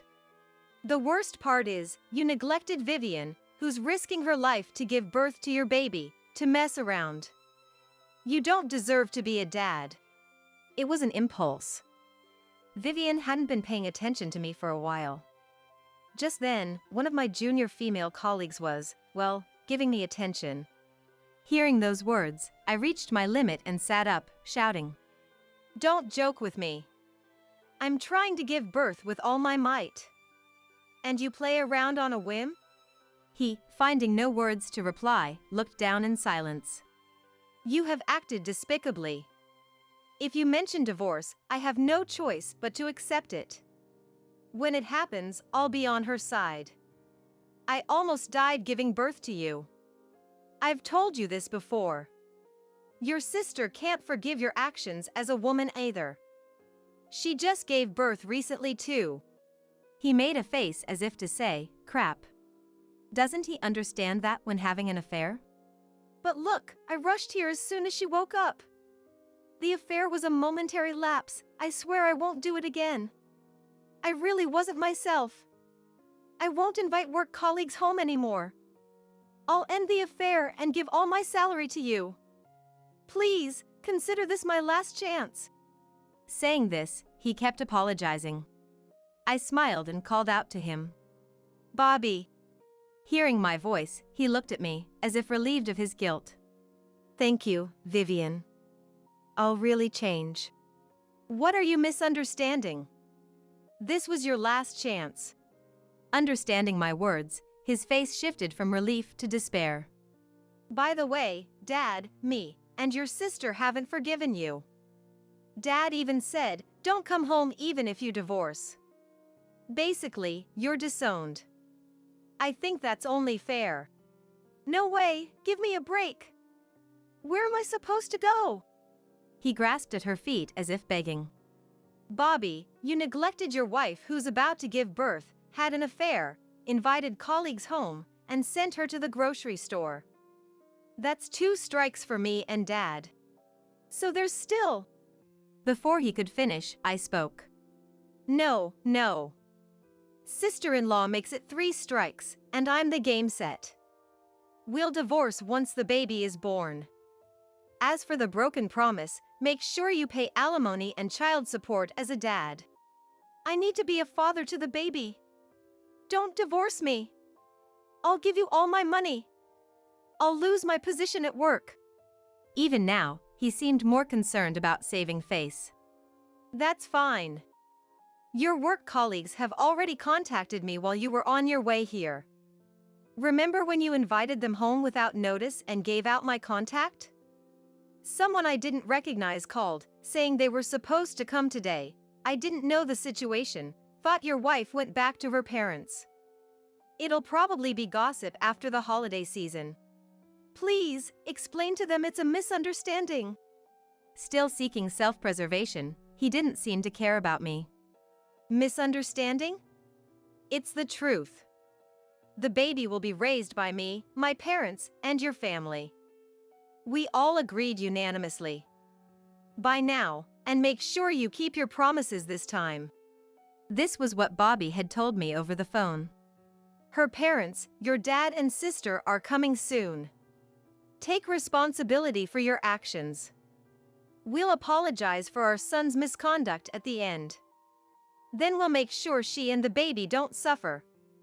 We won't be lenient. We'll front the money, but this isn't for you, it's for her. Work hard at Dad's friend's workplace to pay it back. You won't be comfortable at your current job anyway. You have no choice. Fine, I'll figure out the money. I'll remarry my girlfriend. She loves me. She's making money online streaming, something about relationship advice. Love Me channel, that's it. I'll join her and make a fortune. Then I'll be a billionaire. Planning all alone, how foolish. Well, good luck with that, you're a fool till the end. Wallace, it's fine. Bye now. Bobby left cheerfully, but with trembling feet. He fled before Raphael and Sael arrived. The next day, I gave birth to a healthy baby girl. I had a lawyer handle the alimony and child support claims. Of course, I claimed from his girlfriend too. I continued interacting with my ex-husband's parents, and after settling into motherhood, I received alimony from Bobby. He refused the advance from Raphael and borrowed from consumer finance. And it seems, from shady places too. He thought he could repay quickly with his girlfriend's earnings. But reality isn't so sweet. His girlfriend left her job after their relationship became known at the company, making things awkward. The incident of him drinking at home spread around his company, and he quit. His last hope, the streaming, leaked somewhere, and the channel disappeared due to the affair despite being about relationship advice. Doing bad things doesn't pay off. Who leaked it? Sael was giving a thumbs up, but it must be my imagination. If he hadn't mentioned the channel name, maybe it wouldn't have gone this far. Is now missing. My daughter and I will surely be lovingly raised by 2 wonderful families. Happy birthday! Make sure you eat it all. What was presented in front of me was a surprise birthday cake made by my mother-in-law, Kyla. It was extravagantly topped with whipped cream, so that the strawberries were buried under a mountain of it. The moment I saw it, I caught my breath. I've mentioned I'm allergic to dairy, haven't I? Oh, did you? It's fine. Your body will get used to it if you eat it. It's life-threatening for me. Haven't you been intentionally using allergens in your cooking? Stop complaining. Be grateful for what I've prepared. Kyla had always found reasons to summon my husband Alan and me to her house, eager to feed us her home cooking. However, the dishes she prepared were invariably made with dairy products, which I couldn't consume. Unable to eat much, I sipped tea while Kyla and Alan dined merrily, a situation that left me feeling frustrated. Yet, I endured without a frown. However, it was my birthday party she hosted that would lead to Kyla's misfortune. I'm Tiana, 30 years old. After dating for 2 years, Alan and I got married this summer. We had lived together for a year before our marriage, so life as newlyweds was not much different than before. But one thing had been bothering me since we started dating: Kyla's presence. She doted on her son Alan and seemed to want to be near him at all times. She frequently barged into our apartment where we lived together. If the relationship were good, it might have been natural to accept her, but our relationship was far from amicable. She always focused on Alan, interrupting my words and enjoying conversations with her son. Having never interacted with the parents of anyone I dated before, I questioned her behavior, thinking it was just how things were. But there were things that struck me as odd. Tiana, let's go to the Great Smoky Mountains National Park for the long weekend next month. That sounds great. The foliage should be beautiful, and it's been a while since we last visited. That sounds fun. I want to come too. Then let's go, the 3 of us. Mom and us. Tiana, that's okay with you, right? Yeah, sure. Tiana, you're so kind. We need to pull it down on the calendar as soon as we get home. In this way, the intrusive Kyla would try to tag along on our trips. She suggested numerous hotels to stay at, and before I knew it, she and Alan were making plans together. Once the plan was set, Tiana, could you handle the bookings? She'd say, leaving the rest of the arrangements to me. And when it was time to depart for the trip, she wouldn't even take out her wallet for anything, from the travel expenses to meals and even souvenirs. At that time, Alan and I weren't officially married yet. Can we split the cost? I'd do the same for your parents if they needed anything. When he said that, I couldn't object strongly, so I had no choice but to agree and pay. Despite the frustrations with Kyla, Alan was always kind to me, and we spent peaceful times together when it was just the 2 of us. So, when he proposed, I happily decided to marry him. However, even after our marriage, Kyla's behavior was something I couldn't ignore. On our days off, as we relaxed at home, Alan's mobile phone would ring. Oh, Mom. It's you. Did you make too much food again? Okay, I'll ask Tiana. Putting the call on hold, Alan would ask me. Mom's made too much for dinner, she's asking if we want to come. That's okay, right? Again? We just went through the same routine 3 days ago, visiting Kyla's house. And we've already been over there 8 times this month. Come on. It'll save you the trouble of cooking. I'll let her know we're coming. Wait. I didn't agree to this. I've already told her and hung up. Let's get ready and leave once you've changed. Invitations to dinner from Kyla were unnervingly frequent.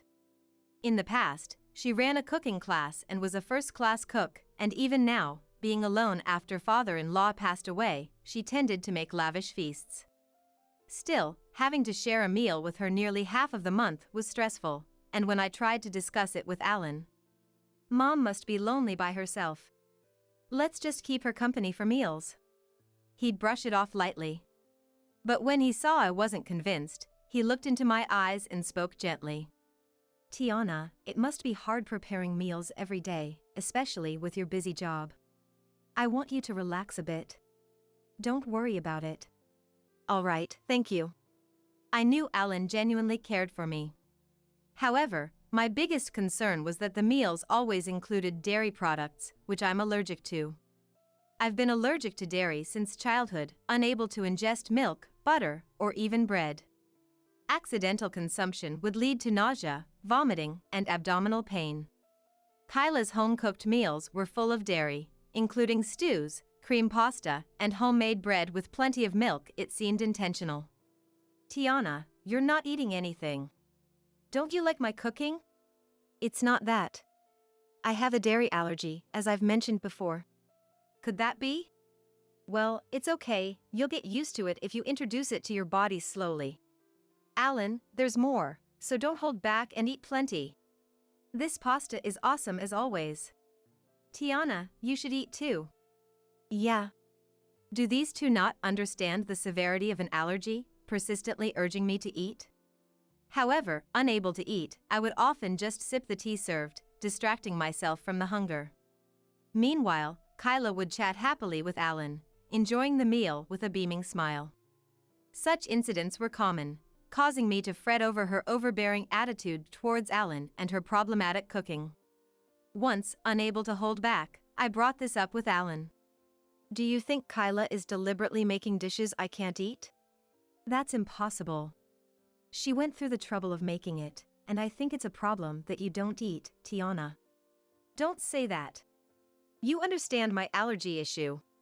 Yes, but remember, you've accidentally eaten allergens in food other than Mom's cooking before? It never led to anything serious, so don't overthink it. That may be true, but... Indeed, I've unintentionally eaten dairy when dining out. Dairy is so pervasive in dishes that sometimes it's unavoidable. Yet, I couldn't help but feel malice in Kyla's cooking. Once, she served fried chicken for dinner, and thinking it was safe, I ate it, only to find out the batter contained dairy. Soon after, I was overwhelmed with vomiting and severe abdominal pain, becoming unable to leave the bathroom. Are you complaining about my cooking that much? There's a limit to sarcasm. Kyla, showing her anger, confronted me as I finally emerged from the bathroom. It's not that. I think there was dairy in the batter of the fried chicken. It made me sick. The way you say it sounds like I did it on purpose. Alan grew up on my cooking. If you can't stand it, you won't get along with him in the future. If you're going to break up, better do it sooner than later. That's a different issue. No. Even if we have grandchildren in the future, they won't grow up healthy because of your picky eating. I wanted to seek Alan's help, but he wasn't there as he was taking a shower. You should go home first. I'll tell Alan you felt sick and sent you home. That day, I went home alone, and for weeks after, the persistent invitations from Kyla ceased completely. If it meant keeping some distance, I didn't mind her disliking me. Then, a month before my birthday, Alan made a suggestion. It's Tiana's first birthday since we got married. How about we go to a hot spring? That's wonderful. Of course, I'll go. Look forward to it. The trip is my gift to you. Okay. Thank you, as always. What's this all of a sudden? I'll make it luxurious since it's a special occasion. I was overjoyed by Alan's sentiment. The reservations were made without a hitch, and all that was left was the day of the trip. However, 2 days before the trip, I received a call from Kyla. Tiana. It's been a while. It's unusual for you, Kyla, to contact me. What a sarcastic tone. I'm calling to host a birthday party for you. What? It's your birthday in 2 days, right? Melissa is coming back that day. How about we all have dinner together? Melissa is Alan's sister, currently living far away due to her job transfer. I met her for the first time at my wedding, but we haven't seen each other since. She was refreshingly bright, and just from one glance, I could tell she was a good person and I wanted to talk to her more. However, Alan had planned a trip for my birthday. Can I confirm with Alan before answering? He'll say yes. You're the star, so I'll wait especially for you. Make sure to reply by tomorrow. After her purpose was served, Kyla unilaterally ended the call. I have a bad feeling about this. Despite my intuition, I had to check with Alan, so I brought up the birthday party when he got home. Melissa is coming back. That's great, let's go. But what about our trip? I was really looking forward to it. We can go anytime. But things haven't been going well with Kyla recently, and I'm not really feeling up to it. Mom wants to get closer to you, Tiana. She wouldn't host a birthday party otherwise. It's a good opportunity to accept her invitation. All right. I understand. Disappointed to cancel the trip, I decided to attend the birthday party hosted by Kyla. On the day of my birthday, dressed a bit more fashionably, I went to her house, where a lot of homemade dishes were already laid out on the table. My sister-in-law Melissa was also busy setting plates and preparing drinks. Melissa, it's been a long time. Tiana, I'm so happy to see you. Happy birthday. Let's talk a lot today. Just like the first time we met, she was indeed a bright and charming woman. Though things weren't going well with Kyla, I felt that I could have a good relationship with Melissa. Now that everyone is here, shall we start? Tiana, happy birthday. We all held our glasses and toasted. It was heartwarming to receive so many well wishes. Tiana, eat as much as you like today. But we also have a cake, so don't overdo it and save some room. Mom, isn't it a bit much? It's Tiana's special birthday, of course. Seeing her smiling more than usual, I felt somewhat relieved. The homemade dishes lined up before me were extravagant, from fried chicken to potato salad, roast beef, and even a scattered sushi, quite a feast. However, I couldn't help but feel that some of these might contain allergens, and once again, I couldn't bring myself to eat much. Still, reuniting with my sister-in-law and her husband made for lively conversations and an enjoyable time. Before I knew it, the sun had set, and it was 7 p.m. Then Kyla stood up and headed towards the kitchen. After a while, the lights suddenly went out, and Kyla approached with a cake, its candles lit. Everyone naturally started singing happy birthday in unison. Despite my age, I was genuinely delighted, bashfully clapping and savoring the joy. Tiana, please blow out the candles. All right. After I blew them out, Alan turned the lights back on. Then the cake became clearly visible, and I exclaimed, "Is this?" Kyla's homemade cake was extravagantly frosted with whipped cream, and as if that wasn't enough, more whipped cream was piped on top, concealing the strawberries entirely. Happy birthday! Make sure you eat it all. Unconcerned about my grimace, Kyla spoke with a direct gaze and a smile. The situation was so obviously intentional that I couldn't hide my irritation. This cake. I baked the sponge myself, you know? Took quite some time, so it must be delicious. I'll cut and serve it now. Before I could respond, she was about to forcefully plate it. But this was a precious moment, and I decided it was time to be straightforward. As I clenched my fists and was about to speak, an unexpected person addressed Kyla. Tiana's allergic to dairy, right? Melissa, who had been smiling until then, asked Kyla sharply, her expression now stern. Was she? Mom, you told me over the phone before. Do you understand how dangerous allergies are? They can be fatal. Really? Didn't you realize the severity, Alan?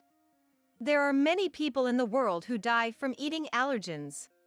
You can't take this lightly. I was touched that Melissa came to my rescue when I was in trouble. And I was overwhelmed with gratitude for her conveying the dangers of allergies. That varies from person to person. Tiana said she can eat a little without any issues. I never said that. In fact, I've always stated I can't eat it. Don't lie. Fine. Everyone else can share the cake. If you don't like it, just watch enviously. Even after all this, Kyla refused to understand, and I was truly infuriated. Regardless, her plan was either to make me sick from eating the cake or to isolate me for not eating it. I was ready to retaliate forcefully, but once again, the situation took an unexpected turn. Mom, enough already. Did you even listen to her? What's gotten into you, Alan? This is nothing new. Don't joke around. This is life-threatening. Are you saying it's okay if Tiana dies? That's not what I mean. She's been fine eating it before. So don't be so harsh. Let's serve Alan first. Stop it. I don't want to eat a cake with malice. Tiana, I'm sorry. I should have understood your allergy better. It's okay. I appreciate you understanding. Kyla, please take the cake away. Then, she made an outrageous statement, further intensifying the tension in the room. If you're going to be like that, I'll give up on making you eat it. Instead, how about we do a face cake? You know, like comedians do on variety shows, burying their face in the cake for a laugh. In my shock, I couldn't immediately respond, but what she said next was even worse. If it's just on your face, it won't be life-threatening, right? How about we take a group photo with it? It will make a wonderful memory. That's not funny. Stop making a mockery of me. What's wrong? I'm just making a suggestion. Tiana, you never seem to go along with everyone else. Why would you use an allergen I can't eat in the first place? You've been doing this on purpose all this time, haven't you? So what? What's wrong with that? Alan loves stew and cream pasta. With such picky eating, how can my son be happy with you, Tiana? It's boring if you won't eat the food I make, and I'm at my limit with you. He understands my allergy and married me. It's not the same as being picky. You've been causing me trouble all this time, and I won't forgive you for that. Make a fuss if you want. If you don't like it, you can leave. Facing her unrepentant attitude, I delivered a decisive blow. Understood. I'll sever ties with you. I won't associate with you from now on. That's fine by me. It's actually a relief. I'm cutting ties with you too. Alan, what are you saying? I accepted the birthday party because I thought it was a kind gesture. I didn't give you money for the ingredients just so you could harass her. Sorry. So, stop being angry, will you? It's too late. I regret sending money every month to make your life a bit easier. I always thought the dinner invitations were a thank you for the living expenses, not to trouble her. I really misjudged you. In fact, ever since father-in-law passed away, he had been giving her $500 every month. This was out of gratitude for raising him and because she claimed the Social Security survivor benefits weren't enough. Feeling that his goodwill had been trampled on, he was furious. I have no intention of seeing my mother again. Tiana, let's go home. He immediately stood up, grabbed his bag, and headed to the entrance. As I picked up my things and was about to leave, Kyla clung to me. I'm really sorry. Please stop, Alan, please. Let me go. It's too late for apologies. What you did to me constitutes assault. Be grateful I'm not pressing charges. Wait. My comfort is spending time with him. Ignoring Kyla's tearful pleas, I left the house. Walking home together, he apologized again. Tiana, I'm really sorry. I'll be more careful from now on. In the days that followed, both Alan and I received numerous calls from Kyla on our mobile phones. We ignored the dozens of calls, and eventually, they stopped. The birthday incident brought Melissa and me closer, and we started to communicate frequently. I apologized for leaving early that day. Leaving was the right choice. I would have done the same. She kindly reassured me, a gentle sister-in-law. She was also appalled by Kyla's behavior and had distanced herself. Kyla, abandoned by her beloved children and left lonely, lost the energy to cook her favorite dishes and resorted to eating ready-made meals. Spending her twilight years in darkness and solitude was her own fault. Meanwhile, without Kyla's interference, my husband and I finally had time to ourselves. He rebooked the birthday trip he had canceled, and we created happy memories. We intend to continue enjoying our life together as a loving couple.